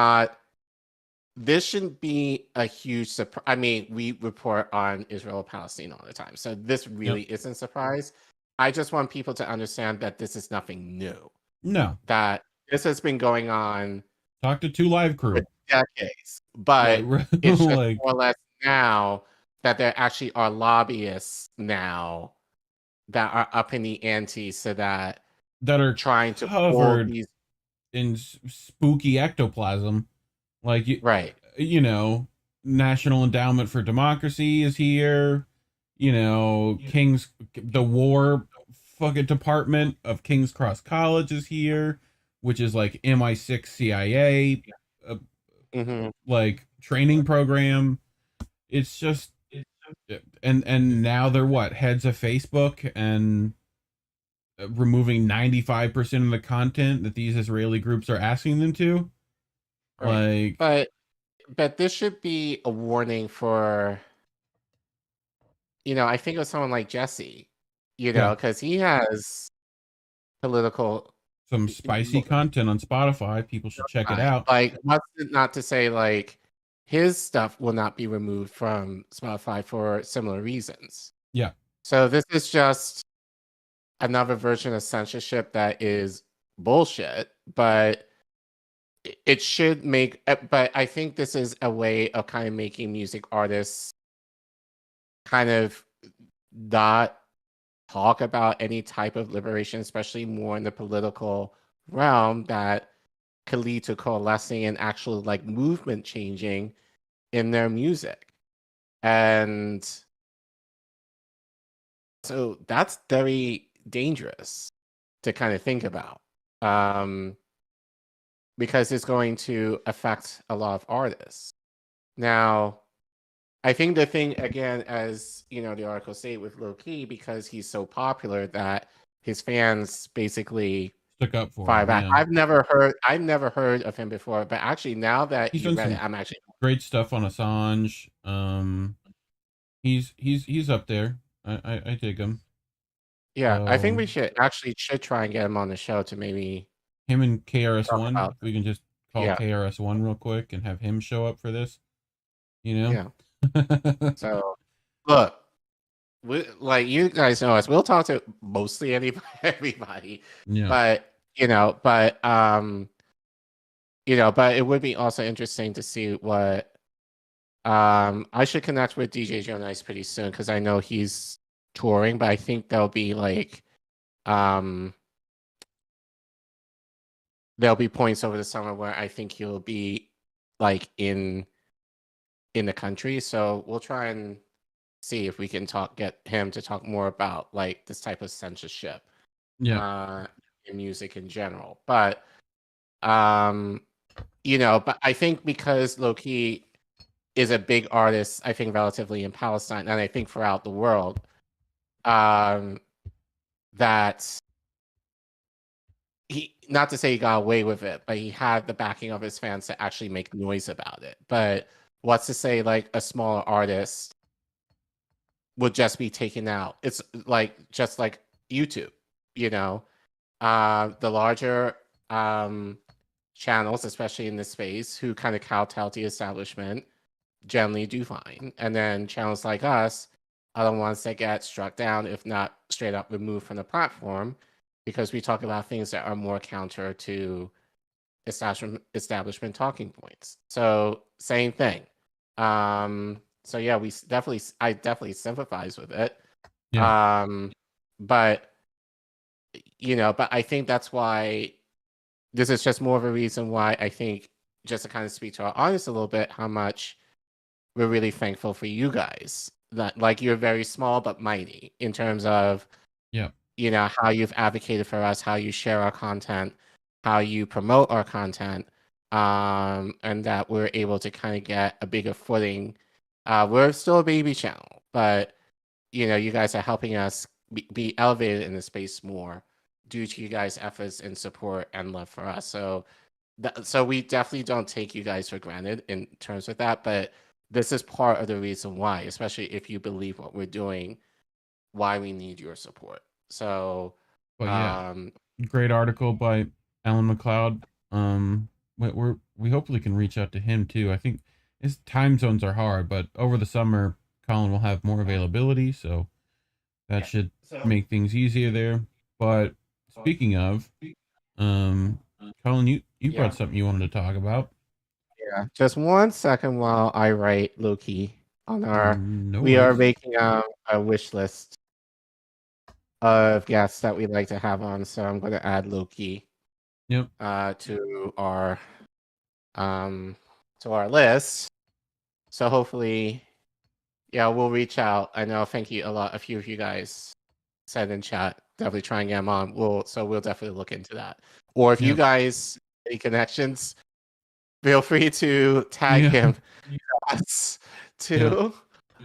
But I think in the meantime, I definitely should listen to his music as well. So we'll tag him in the clip too. That's a good move as well.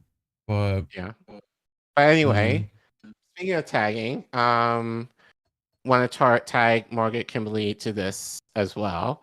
So as many of you know, if you live in the US, Monday was Juneteenth, or Freedom Day.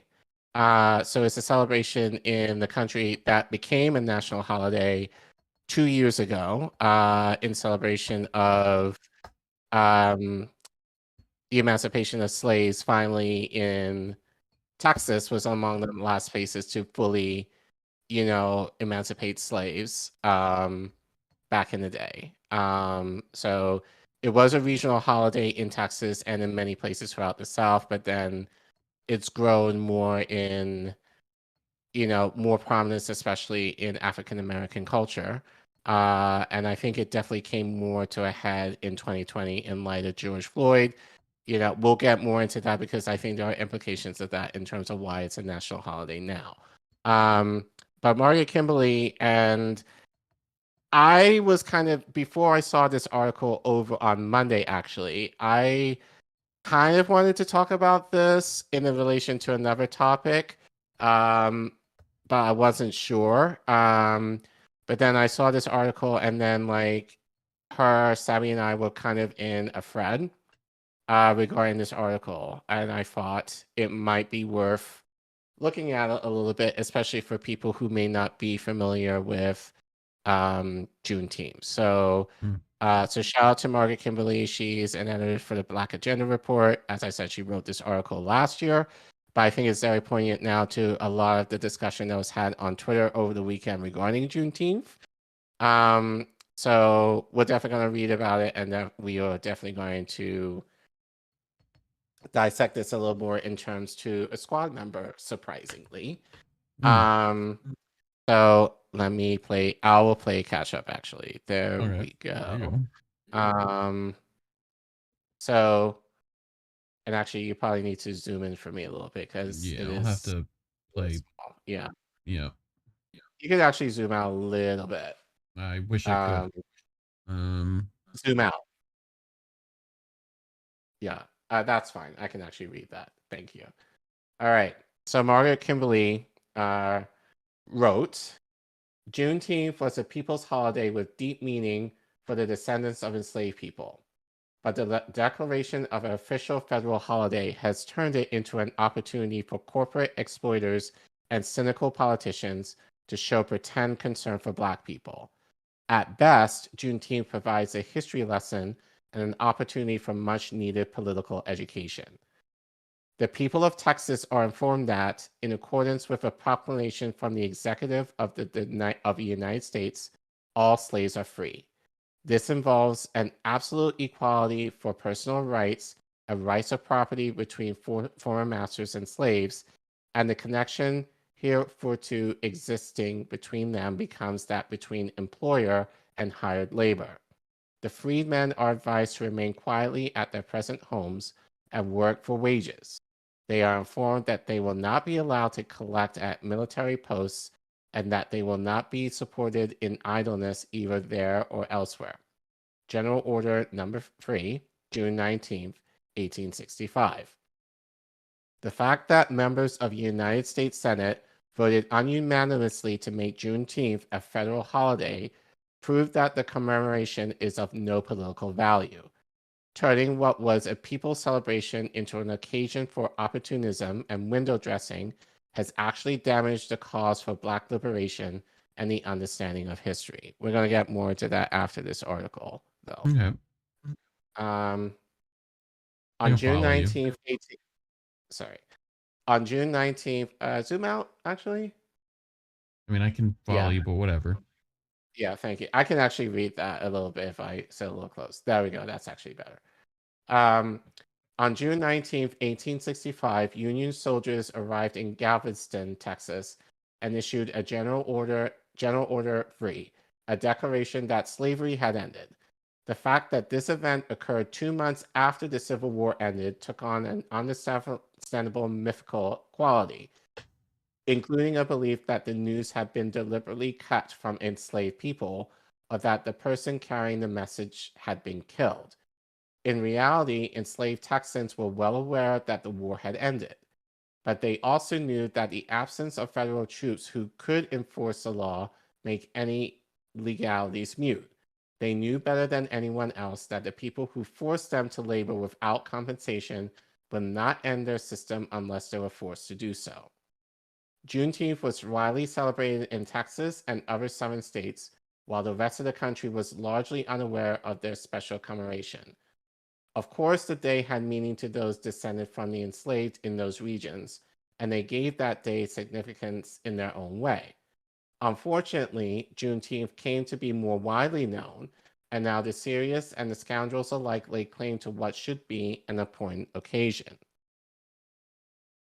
The government imprimatur has given way to foolishness, insult, and confusing reactions. A children's museum was condemned for serving a Juneteenth watermelon salad. The stereotypical connection of Black people with watermelon was lost on an institution committed to cultural education. Not to be outdone, Walmart sold Juneteenth ice cream, which, like the watermelon salad, was quickly removed after protests. Then again, the business of America is business. No one should be surprised that what should be a solemn remembrance is now commodified. But anger about ice cream and watermelon is misplaced. Corporations, avaricious banks, and cynical politicians are all claiming to be Juneteenth believers. Of course, they will all use Juneteenth to pretend they aren't what they actually are, and that is a sign that Juneteenth is of itself problematic. What exactly is being celebrated on June 19th? Juneteenth could be a history lesson which explained that Abraham Lincoln was not the great emancipator. Everyone should note that the Emancipation Proclamation freed enslaved people only in states like Texas, which were in rebellion against the federal government, but which were safely able to continue the peculiar institution until they were forced to end it. Lincoln tied emancipation to colonization, the plan to send Black people out of the country, and he actually established one such colony in Haiti. Did you know that, Reef? Yes, they did. At least the Haiti part. The Civil War is rarely taught properly. The well-documented struggle for liberation is left out of the story. The enslaved people who fled to Union lines whenever they were forced Lincoln to state that ending slavery was the object of the conflict. He only reluctantly agreed to establish the United States colored troops, who were more invested in victory than any group in the country. Of course, he never gave up on his dream of an all-white country. Shortly before his assassination, he still expressed a desire to send Black people away and to compensate the Confederacy for its lost free labor. Instead of pointing out these well-documented facts, Juneteenth is an amorphous celebration of Black people. The best it can accomplish is to point out that freedom itself is never amorphous in this country. Enslavement was soon followed by lynch law terrorism, the sharecropping system, and the convict leasing system. Mass Black incarceration at the end of the 20th century brought about a new system of free labor, as vicious as that in the Jim Crow South. The General Order itself shows the illusionary nature of freedom for Black people. It warned the newly freed not to collect at military posts and not to be idle. Of course, they were forced to work hard for nothing. An allowance for temporary idleness should have been permitted, but this directive is yet another reason for serious discussion and study. It is not surprising that Black people want validation, but that desire is all too often misplaced. Validation comes when the past is remembered correctly and when real victories are achieved. It was sad to witness people who thought Juneteenth ice cream would have been acceptable if it was sold by a Black-owned business. Of course, liberation won't come from Black capitalism either. Perhaps that is something to focus on instead of getting a day off from work while wishing that white people didn't get the same consideration. Juneteenth won unanimous approval in the Senate and only a handful of objections from Republicans in the House of Representatives. This widespread acceptance is actually proof that the effort was misguided. On the one hand, we are told to hate the likes of Republican leaders like Mitch McConnell, but suddenly celebrate when they toss a bone. When Joe Biden signed the law which made Juneteenth a federal holiday, his remarks were replete with platitudes about the sin of slavery, the redemption of American progress, the importance of HBCUs and home ownership, and just for good measure, a plea to be vaccinated against COVID. The laundry list of topics was further proof that a people's holiday has become meaningless. Juneteenth's only value is it becomes a day of serious study and political education. That progress can start with learning why Jim Crow Joe Biden received 90% of the Black vote, or why the 2020 rebellions after George Floyd's murder created a need for the state to placate Black people, if only symbolically. The Civil War is a perfect starting point for this practice. If there is a day off, it should be used wisely and well. In the future, all people's holidays should stay that way. Perhaps they should be kept secret so that commemorations aren't used to give legitimacy to bad actors. It is too late for Juneteenth, but the hard lesson can be the beginning of something far more valuable. Okay, so actually I'll go back a second. So quick history lesson from Margaret Kimberly, so shout out to her. But any thoughts? Yeah. I mean, I definitely, when this happened, when they announced this holiday, I felt the same, right? This is commodifying something that people don't necessarily understand, you know. But yes, like Margaret Kimberly hits it on the head here. So yeah. And you know. it's kind of sad that, unfortunately, depending on the state, many students may not learn about Juneteenth now, because more often than not, most schools will be out by the time Juneteenth comes around in the year. And now we have a day off. So, and by that point, many schools are closed or in preparation of closing. So there's not going to be any, unless if you're a school that is committed to it, there's really not going to be any real talk in terms of the significance of Juneteenth, which I think in a lot of ways, a lot of school districts, well, I would say the powers that be would kind of prefer it that way, because to actually talk about it in a real sense is to kind of talk about it in terms of what Margaret Kimberly has said here. Yeah. And we know that we can't have, they're not going to teach that.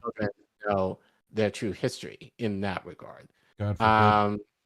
No. So, but speaking of, confusion. Confusion.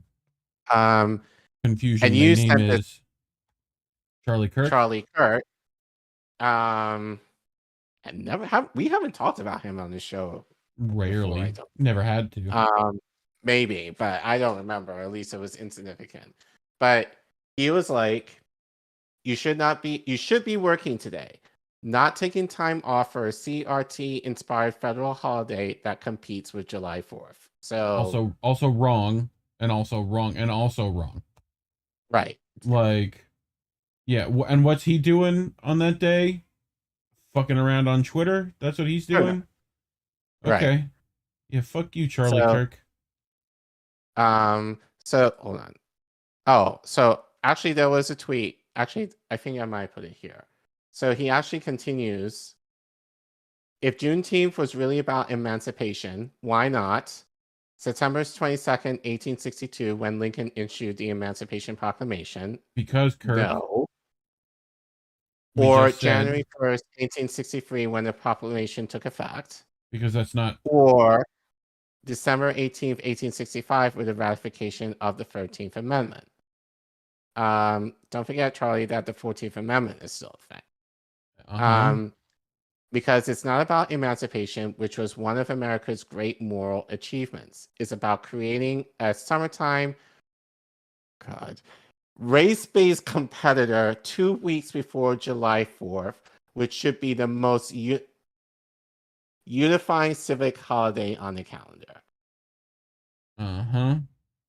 So basically, you're butthurt that there are 2 Independence Days. That's basically what. There are 2 Independence Days. Will Smith did both of them. Like, unity. That's what he wants. Right. So Kathleen McKinley, not sure who she is, but she clapped back.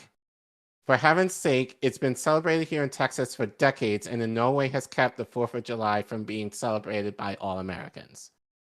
And then he continues, context matters. Texas celebrated it culturally with a day to barbecue. Again, no. Even still, making it a Texas state holiday has an interesting story involving one of the most corrupt state lawmakers in Texas history. Regardless, the historical event happened in Texas, so one could argue it was fitting for that state to celebrate. The federal holiday was done by way of morally blackmail post George Floyd and Black Lives Matter, an organization with a plummeting approval rating fitting of its Marxist founders. No, sir. Not Marxist founders. Relax. We wish they were, but right. We get that BLM was a psyop. We understand. Like, it doesn't mean the entire movement was bullshit. But okay.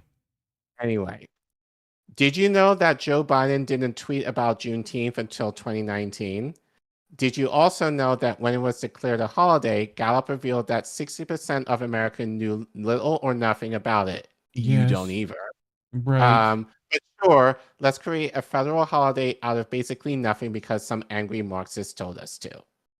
It's got as much point as fucking President's Day, like, which Right. isn't on their birthdays. But like, it's I think somewhere in the you- middle of both presidents' birthdays. It's literally a fucking day we made up. Like, what do you mean, Kirk? The fuck you oh, okay. But you know what, though? I told you I was going to bring a treat for you. So Yes. here's the treat. Okay. So Dr. Darnell Scott basically retweeted this from Charlie Kirk back in 2020 when he said, Senate Republicans are introducing legislation to make Juneteenth a federal holiday. Barack Obama and Joe Biden were in the White House for 8 years.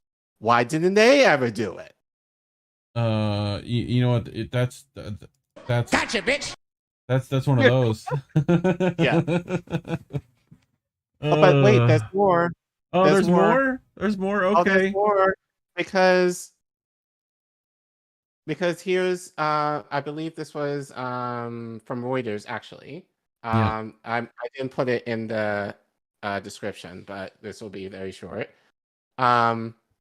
14 House Republicans voted against making Juneteenth a federal holiday.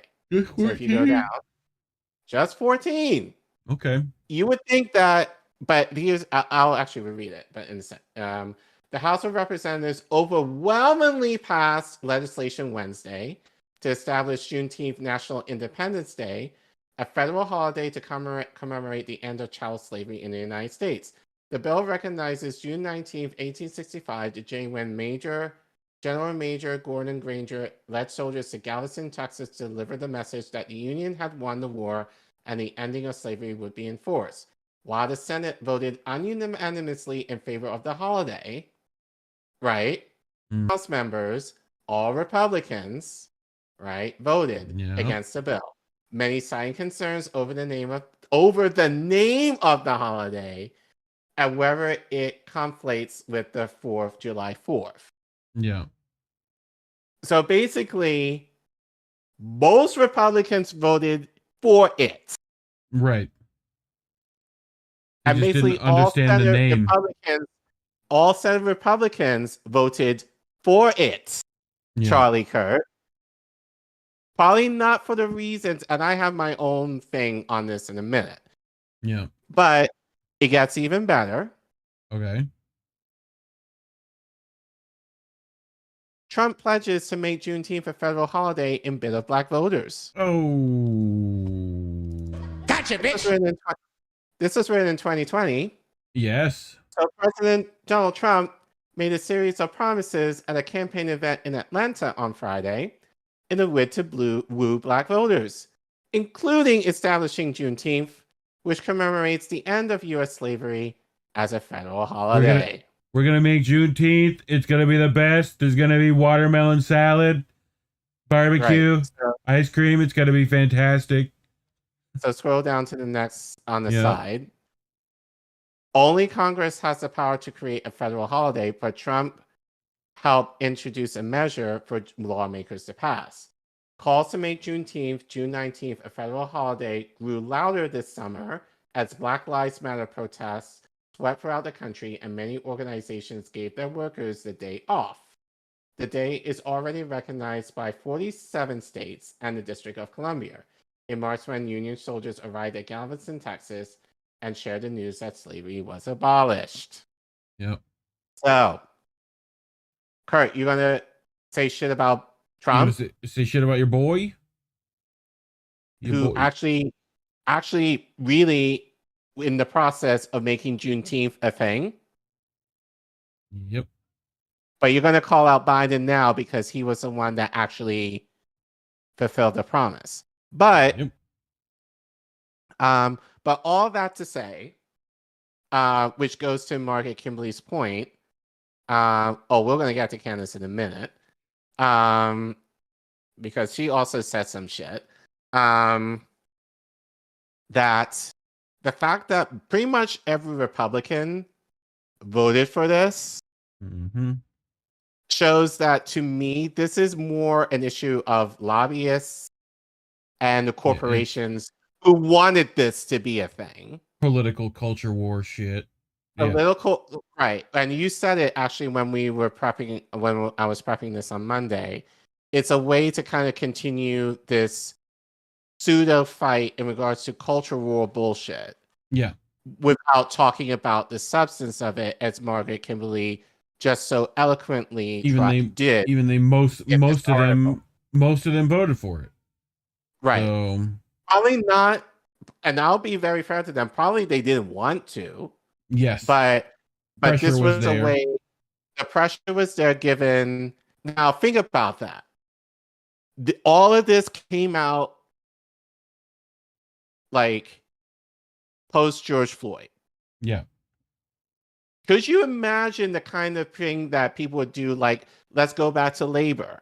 Like, could you imagine if labor coalesced in the similar way that people came together and coalesced for the George Floyd?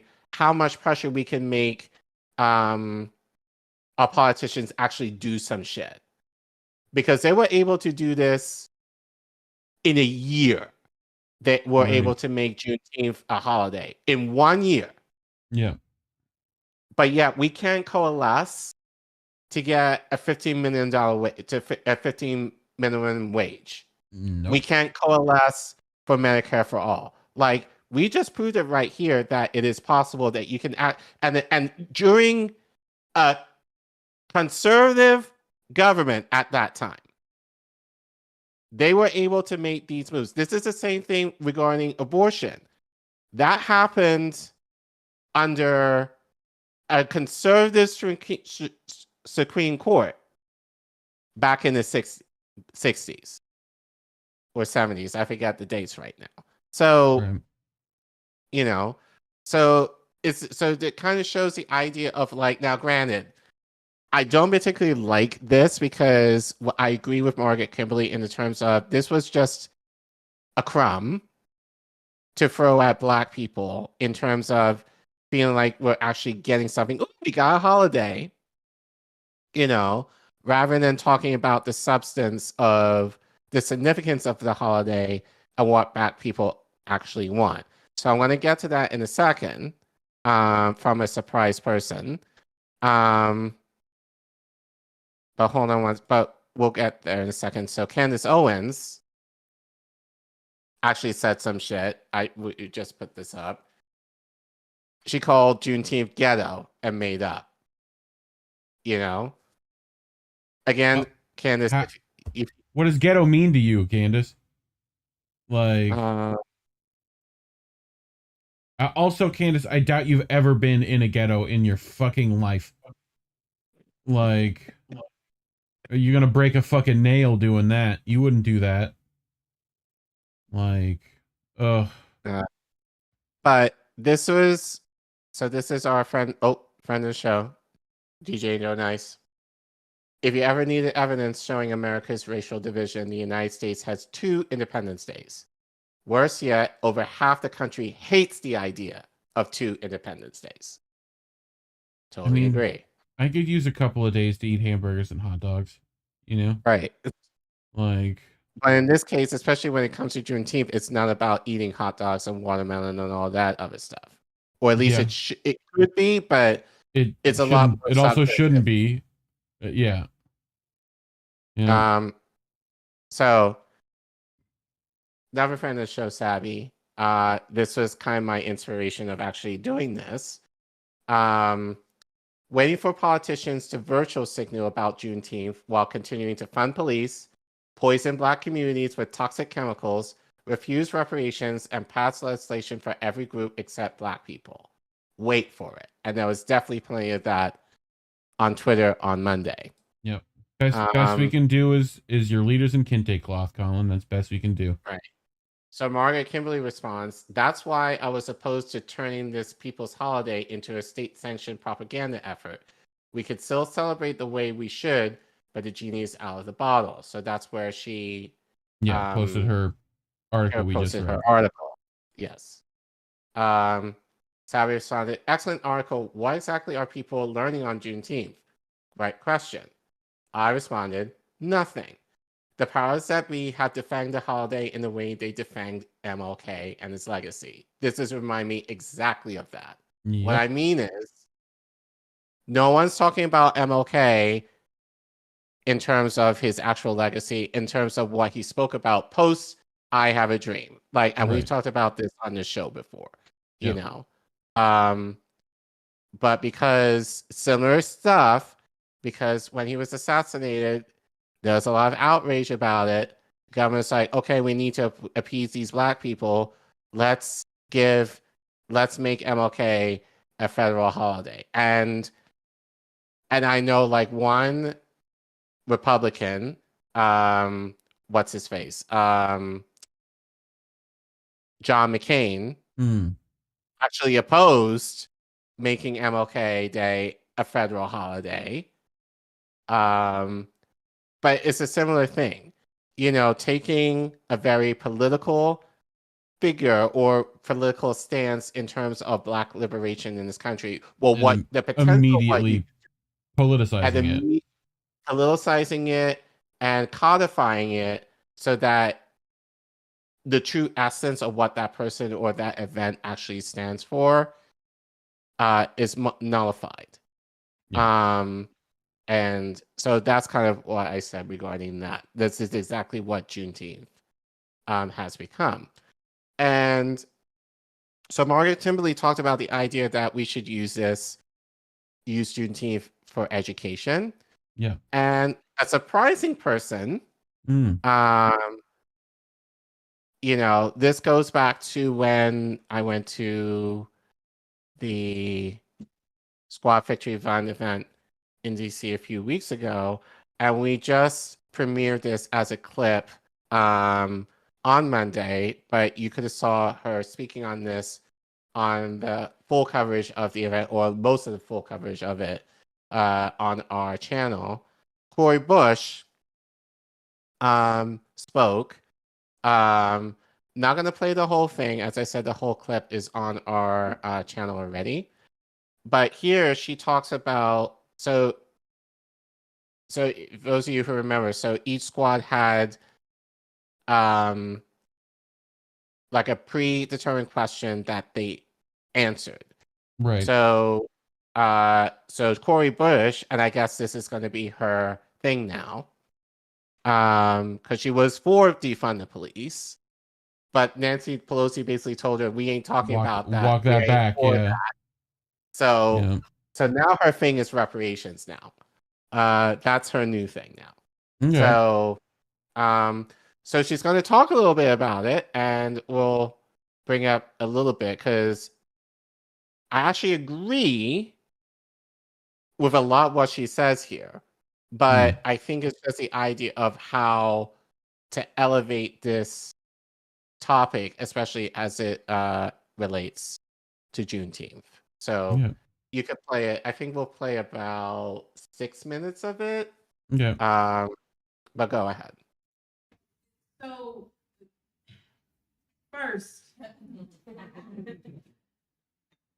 because the United States has abdicated its responsibility for the enslavement of kidnapped, stolen Africans who were in their own country, living their own lives, minding their own business, and forcibly brought to this country in the most cruel, inhumane, savage manner. And we're talking about over 12 million humans that they stole. We're talking about from even actually before 1619, some, but if we look at just from 1619 to 1865, we're talking about over 222 million hours of forced labor, which is at the value today of about $97 trillion. I need a better response than that. Well, I mean, if you think about it, We work 40 hours and it's tough. We work 40 hours, some of us inside of the place, and we get to drink our coffee and we get to eat, we get lunch breaks, we have tough days. I'm not saying our days aren't tough, but our days are nothing like being enslaved. We're talking about folks who were raped, mutilated, over and over again. It was the way of life. We're talking about young girls and women over and over again. Women who had children that they needed to give their breast to suck, and they couldn't even feed their own because they had to take care of the white enslavers' kids while theirs died. We're talking about a place where the first 10 presidents out of the first 12 U.S. presidents enslaved Black people. We're talking about a place where 1,700 congressmen enslaved Black people. Y'all act like that. 1,700 congressmen. We're talking about people who write the laws, people who vote this stuff into action, and they own. People, whole human beings. We're talking about a president, James K. Polk, who traded from the Oval Office. We're talking about Supreme Court justices, 5, who in my district where the Dred Scott case was heard. The Dred Scott case where those slave-holding judges decided that Black people were not U.S. citizens. We're talking about the people with the power in the highest places in this land gave a green light, but also participated in the enslavement of human beings. And it was allowed. And as of today, in 2023, there has been no repair for the harm. And it also has to not only apologize for slavery, for the transatlantic slave trade, for the Middle Passage, where 2 million Black folks died and didn't even survive that journey to even get here, but also the vestiges of slavery, redlining, lack of adequate housing, education, looking at Jim Crow, post-Jim Crow discrimination, the economic injustices we walk through even today. When right here in D.C., white enslavers received reparations if they decided that they would free those that they had enslaved because they wanted to repair the harm that would come to them, because they would have the people that they enslaved. So they were each given $300. And now they would give up to $100 to those they freed if they left the country. Today, we still walk through what happened. When we look at even the massacre, we got to talk about over 6,500 documented lynchings. Who pays for that? When we're talking about race massacre, Tulsa, right now, there are living survivors of the Tulsa race massacre of 1921 who still have not received reparations, who was just in court last week. This country has the moral and the legal responsibility to fix its problem that it created, because the United States economy was built on that forced labor.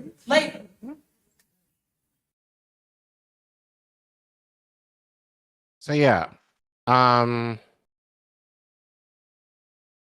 she, one of the rare times I actually will give Corey credit. But she was spot on pretty much in what she was saying there. Yeah. Now my question is, because as Margaret Kimberly said, there was a lot of platitudes. Yeah, there's a lot of grandstanding there. A lot of grandstanding on Monday. You know, as I said, Corey spoke on this in May. Yeah. Why couldn't she talk about reparations? Like, or elevate that discussion on Juneteenth? I mean, because Collin, she had to stay outside and sleep over for you know, the housing moratorium. Don't you remember?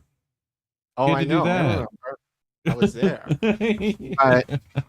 but this kind of brings into, you know, Margaret Kimberly's point. It's the idea of like, there could be a lot of learning and there could be a lot of discussion in terms of what the significance of Juneteenth is in terms of Black liberation in this country and what should be done, like moving forward. This could be a way to kind of elevate a lot of those issues that Corey described.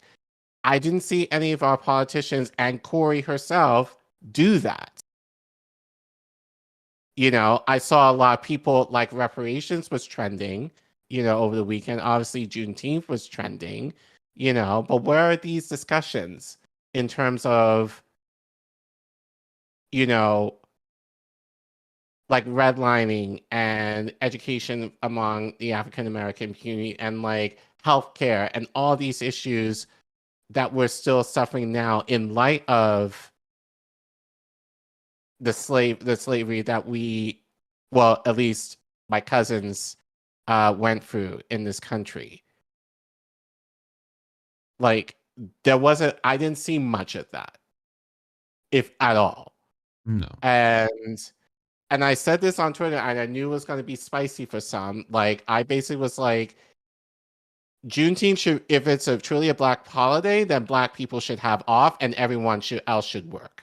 Yeah. And I got a lot of people, and I'm sure there were bots that clapped back, and they were like, "Oh, you can't say that. You're being divisive," and all that kind of stuff. And I'm like, no, I'm not being divisive, because if I was Jewish, and I'll say this, depending on your job,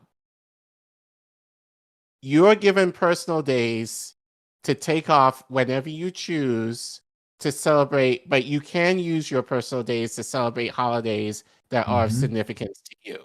Like, if you're Indian and celebrate Diwali, you can take off for that if you have personal days. If you're Jewish and you celebrate Rosh Hashanah or Yom Kippur, if you have personal days, you can take off for that. Hell, there are some schools that will give you off anyway for those Jewish holidays. Like, if you're Muslim and you celebrate Eid, you can if you have personal days, you can take off time for that. Black people cannot necessarily take time off for Juneteenth. Right.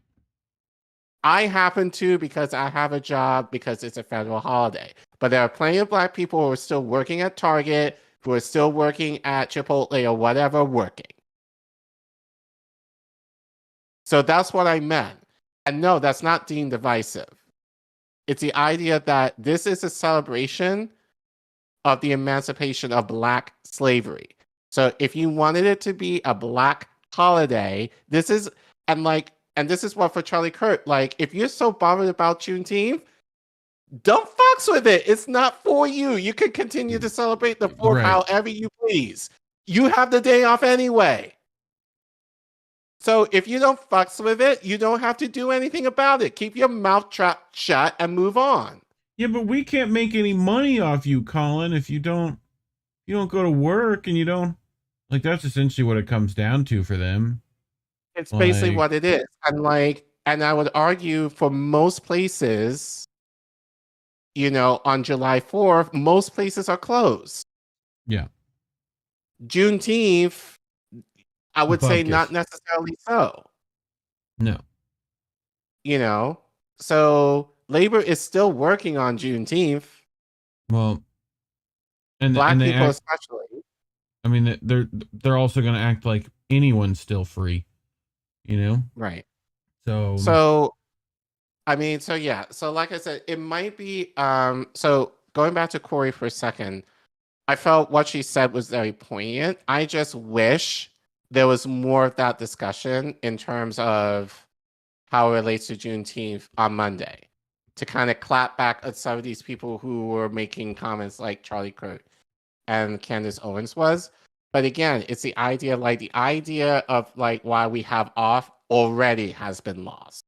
Like people just accept it now. It's like they don't just even know another what it is to begin with. No. I mean, I didn't even know about Juneteenth until really like maybe 10 years ago, if that. Like I became more familiar with it when I moved to DC, but I never learned about Juneteenth growing up. I never seen the idea of Juneteenth in my history books when I was in high school and even in college. Like this Juneteenth is only something I came upon recently. And that was mostly from online stuff. Yeah. So we still have a long way to go, but for people who are triggered about Juneteenth, it's not for you. You don't need to worry about it. But as Margaret Kimberly said, at best, this should be an opportunity for people to talk about the significance of Juneteenth and what it means in terms of the African American experience, and using that to kind of elevate policy specifically for African Americans in terms of the shit that we still don't have, you know, in the midst of Biden giving us a holiday as a bone, and yet we still don't have the things that was promised to us. We still don't have that 4 acres and a mule that was promised to us. So yeah, there's a lot that needs to be done. But again, shout out to Margaret Kimberly for writing the article.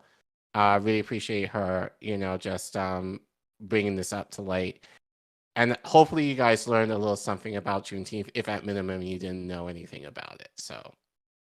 Yep. But like I said, I mean, the fact that he thinks anyone has their independence when this is happening. So if anyone doesn't know, Julian Assange is probably about to be extradited here. So being more likely at this point. Yeah, the article by Chris Hedges, The Imminent Extradition of Julian Assange and the Death of Journalism. So I felt like this was a great article that summarizes a lot in a succinct manner. And for once, Chris Hedges didn't write an entire dissertation. So I figured that was also useful. Washington, D.C. He also posted this to SheerPost.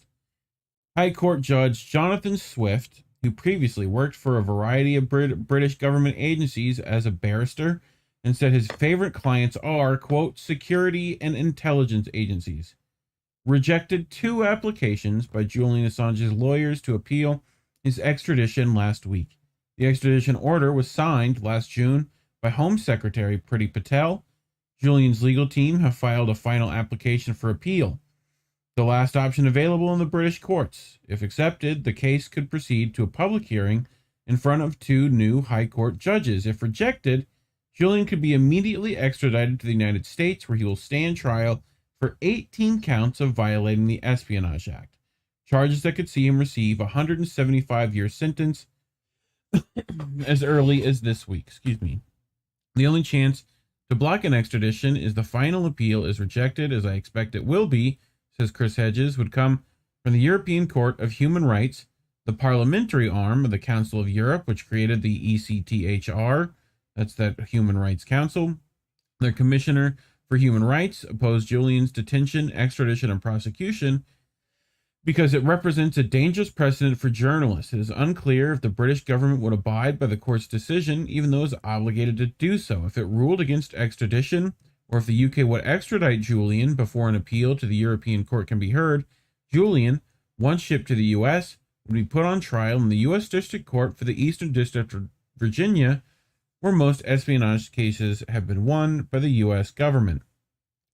Judge Vanessa Barrister at Westminster Magistrate Court refused to authorize the U.S. government's extradition request in January because of the severity of the conditions Julian would endure in the U.S. prison system. That was in 21.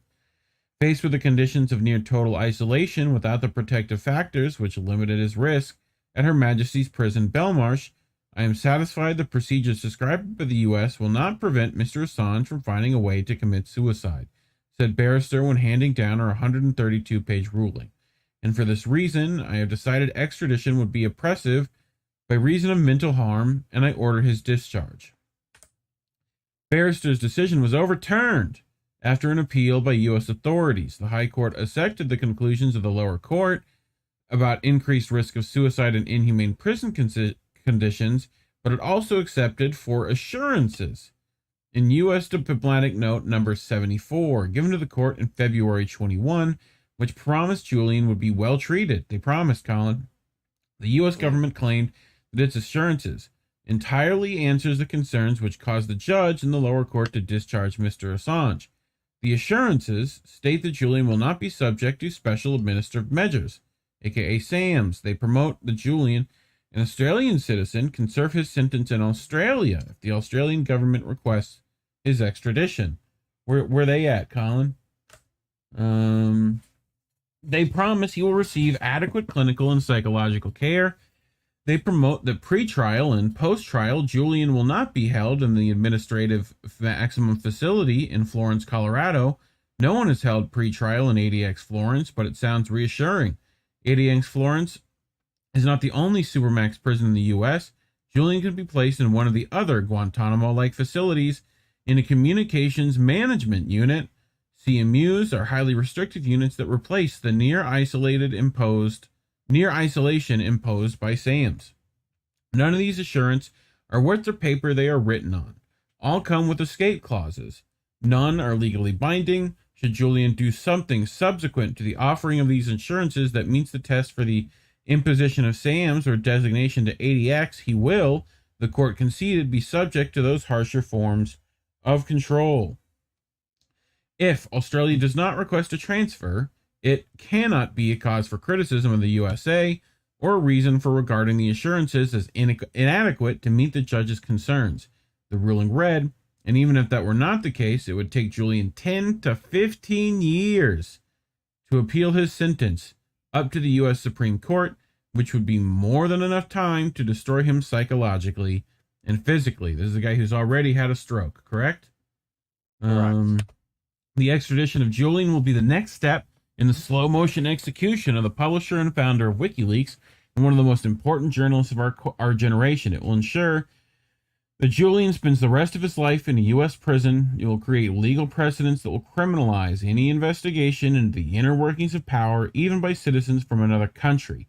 It will be a body blow to our anemic democracy, which is rapidly metamorphosing into corporate totalitarianism. There we go. I am stunned by this full frontal assault on journalism, as I am by the lack of public outrage, especially by the media. The very belated call from the New York Times, The Guardian, Le Monde, Der Spiegel, and El País, all of whom published material provided by WikiLeaks. To drop the extradition charges is too little, too late. All of the public protests I have attended in defense of Julian in the U.S. are sparsely attended. Our passivity makes us complicit in our own enslavement. Julian's case from the start has been a judicial farce. Former Ecuadorian President Lenin Moreno terminated Julian's rights of asylum as a political refugee in violation of international law.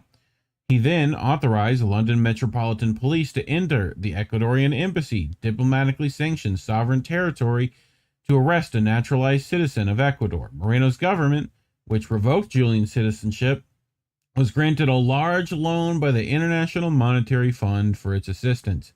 Donald Trump, by demanding Julian's extradition under the Espionage Act, criminalized journalism in much the same way Woodrow Wilson did when he shut down socialist publications such as The Masses. The hearings, some of which I attended in London and others of which I sat through online, mocked basic legal protocols.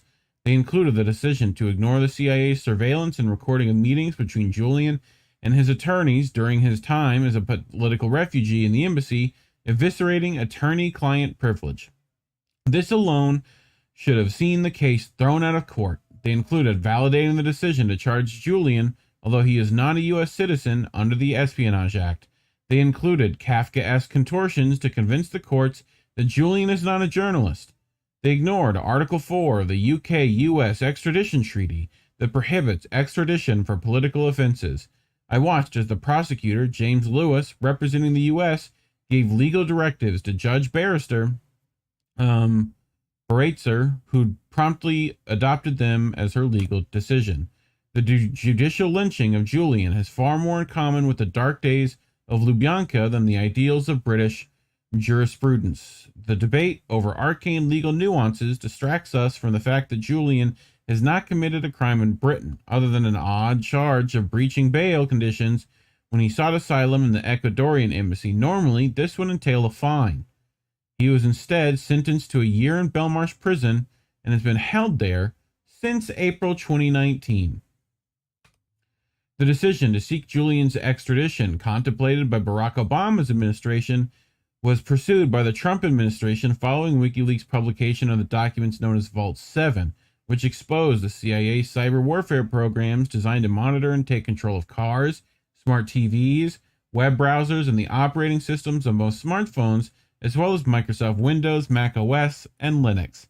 Julian, as I noted in a column filed from London last year, is targeted because of the Iraq war logs released in October 2010, which documented numerous U.S. war crimes, including images seen in the collateral murder video of the gunning down of 2 Reuters journalists and 10 other civilians and severely injuring 2 children. He is targeted because he made public the killing of nearly 700 civilians who had approached too closely to U.S. convoys and checkpoints, including pregnant women, the blind and deaf, and at least 30 children. He is targeted because he exposed more than 15,000 unreported deaths of Iraqi civilians and the torture and abuse of some 800 men and boys aged between 14 to 89 in Guantanamo Bay detention camp. He is targeted because he showed us that Hillary Clinton in 2009 ordered U.S. diplomats to spy on UN Secretary General Ban Ki-moon and other UN representatives from China, France, Russia, and the UK, spying that included obtaining DNA, iris scans, fingerprints, and personal passwords, all part of the long pattern of illegal surveillance that included eavesdropping on UN Secretary General Kofi Annan in the weeks before the U.S.-led invasion of Iraq in 2003. He is targeted because he exposed that Obama, Hillary Clinton, and the CIA backed the June 2009 military coup in Honduras and overthrew the democratically elected president Manuel Zelaya, replacing him with a murderous and corrupt military regime. Par for the course for us. He is targeted because he released documents that revealed the United States secretly launched missile, bomb, and drone attacks on Yemen, killing scores of civilians.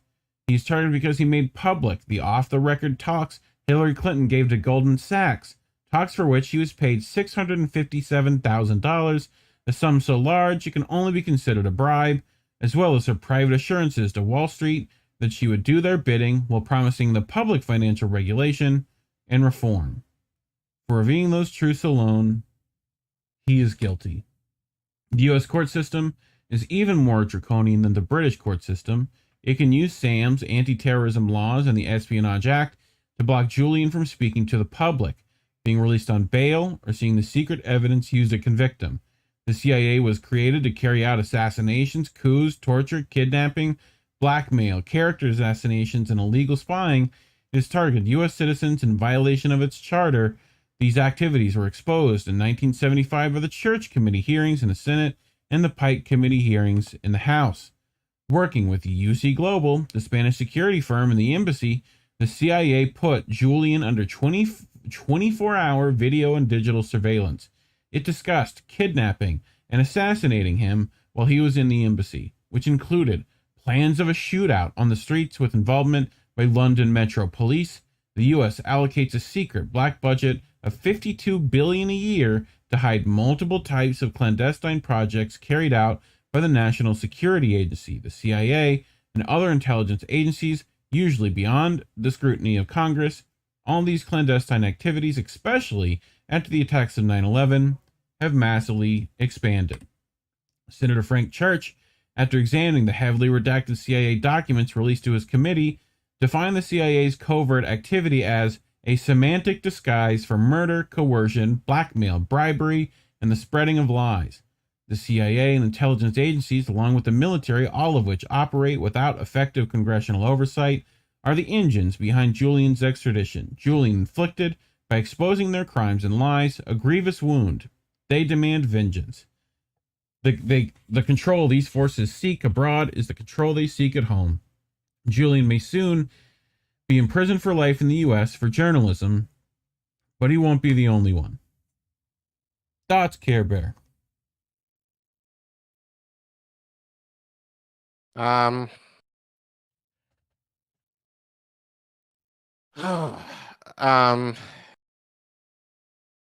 This is hard. Yep. Hard in the sense that we knew this was going to happen.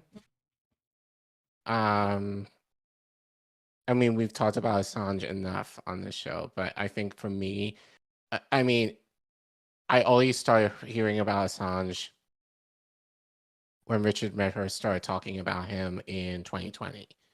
And now, almost 3 years later, you know, he's more likely going to be extradited. And, you know, Chris Hedges is right. Like, there has not been enough outrage over this. And shout out to Misty. You know, she is like our Assange guru, and she leads Assange rallies in DC often. The last one that I went to in, I think it was in October this past year, was probably the best that was attended. I would say there was about over 200 people there this time. But I've been to Assange rallies in DC that she has hosted that there were only maybe about 50, if not less. Yeah. So it's just not surprising, but it is surprising of how much little discussion has had. You know, mainstream media, we know it's not going to be, but I think even in independent media, you know, like, people don't talk about Assange enough, and especially being in this space, it should be talked about more, because we're essentially doing. I wouldn't call myself a journalist, but we are reporting, you know, or at least commenting on the news, and essentially the censorship that we're seeing on YouTube is an extension of this. Yeah. Yeah, exactly. So speaking of Medhurst, he's hosting this. I don't know if he's hosting, but he's being a part of. Hosting it, but I think he just tweeted this out. Yeah. Parliament Square, London, 1 p.m. Saturday, 24th of June. If you know anyone in the UK area, especially London, please tell them to show up for this. Even if they're not supporters of Julian, I think it'd be a good idea for them to show up, see what's happening. So if you care about free press, if you care about censorship, you should, which should be everybody. Yeah. If you're in London, you should participate. Yep. I agree. But yeah, that's it for me tonight, pretty much. Yeah. I mean, it's just sad that we knew this day was coming, but I think the fact that we're pretty much there now, it doesn't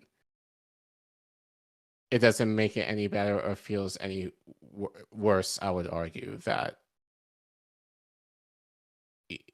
you know, a non-U.S. citizen is going to get extradited here and essentially has been slowly tortured to death in terms of doing his job. Yeah. Which it's depressing for sure. And it's probably going to be some military tribunal that we can't have access to or see what's happening. and he'll be locked away, and the key will be thrown down a well. And then, like, the idea of putting him in a max prison, like, why? What kind of risk is he? Like, what kind of risk is he going to try and commit? People that they openly plotted the assassination of. Like, we're gonna give them the right to incarcerate. Like, especially with after what happened with Epstein, I don't think they should be allowed to touch it. So, you know. So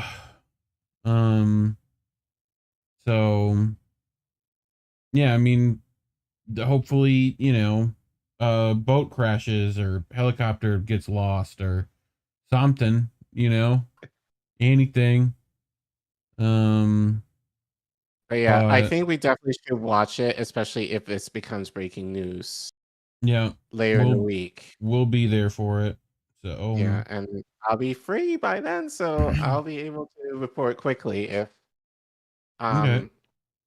this is a breaking story by week's end or early next week. But yeah, okay. Well, later this week we got tomorrow Bread and Circuses. Chris, it'll be his second episode, so go check that out. People seem to like shout it. out to you guys! Shout out to you guys for really supporting Chris. I heard like he actually got a decent amount of viewership, so appreciate thank that. You guys for, you know, thanking him and supporting him. So just continue to support him as he, you know, he's still kind of learning the ropes in doing this. So please go and support him on tomorrow night if you can. Yep. But thank you guys for that. And then Saturday we got Bitch with Comrade Misty. Friday, Angel Rivera will be doing some stuff, so check out his stuff at, what is that, 2:15? I think. Saturday, Bitch with Comrade Misty. I'm sure if anything happens with Assange stuff, we'll be covering it there. Sunday, how did we miss that? You know, good show. Me and Indy. You know, stay tuned for Boats. You can only catch it live, so make sure you're there. So Monday, Politically Homeless with Crab and Chris. So go check them out. You know, they've been doing good. Yeah. So and then this Tuesday will be American Tradition. Indy had in situation, so they couldn't do it last night. Yeah. So it's been pushed to next Tuesday. So. Yep. But yeah, so and that's Wednesdays is us again, 9 p.m. Check us out next week. So appreciate all the support, fam. Make sure you like, subscribe, share the streams, all that fun stuff. If you want to donate, there's ways to do that. You can find all the ways to support us at indienews.network. Has all the links to all the members, the shop for merch. Just go check that out. indienews.network. Plug that into your URL bar. Hit enter. See what's there. But otherwise, kind of have more merch soon. I'm actually looking to design more stuff, so yeah, at least have my hand in it. So yeah. But yeah, as always, appreciate it. So remember, kids, labels are bad. Stay independent. Good night, fam. Have a good week, everyone.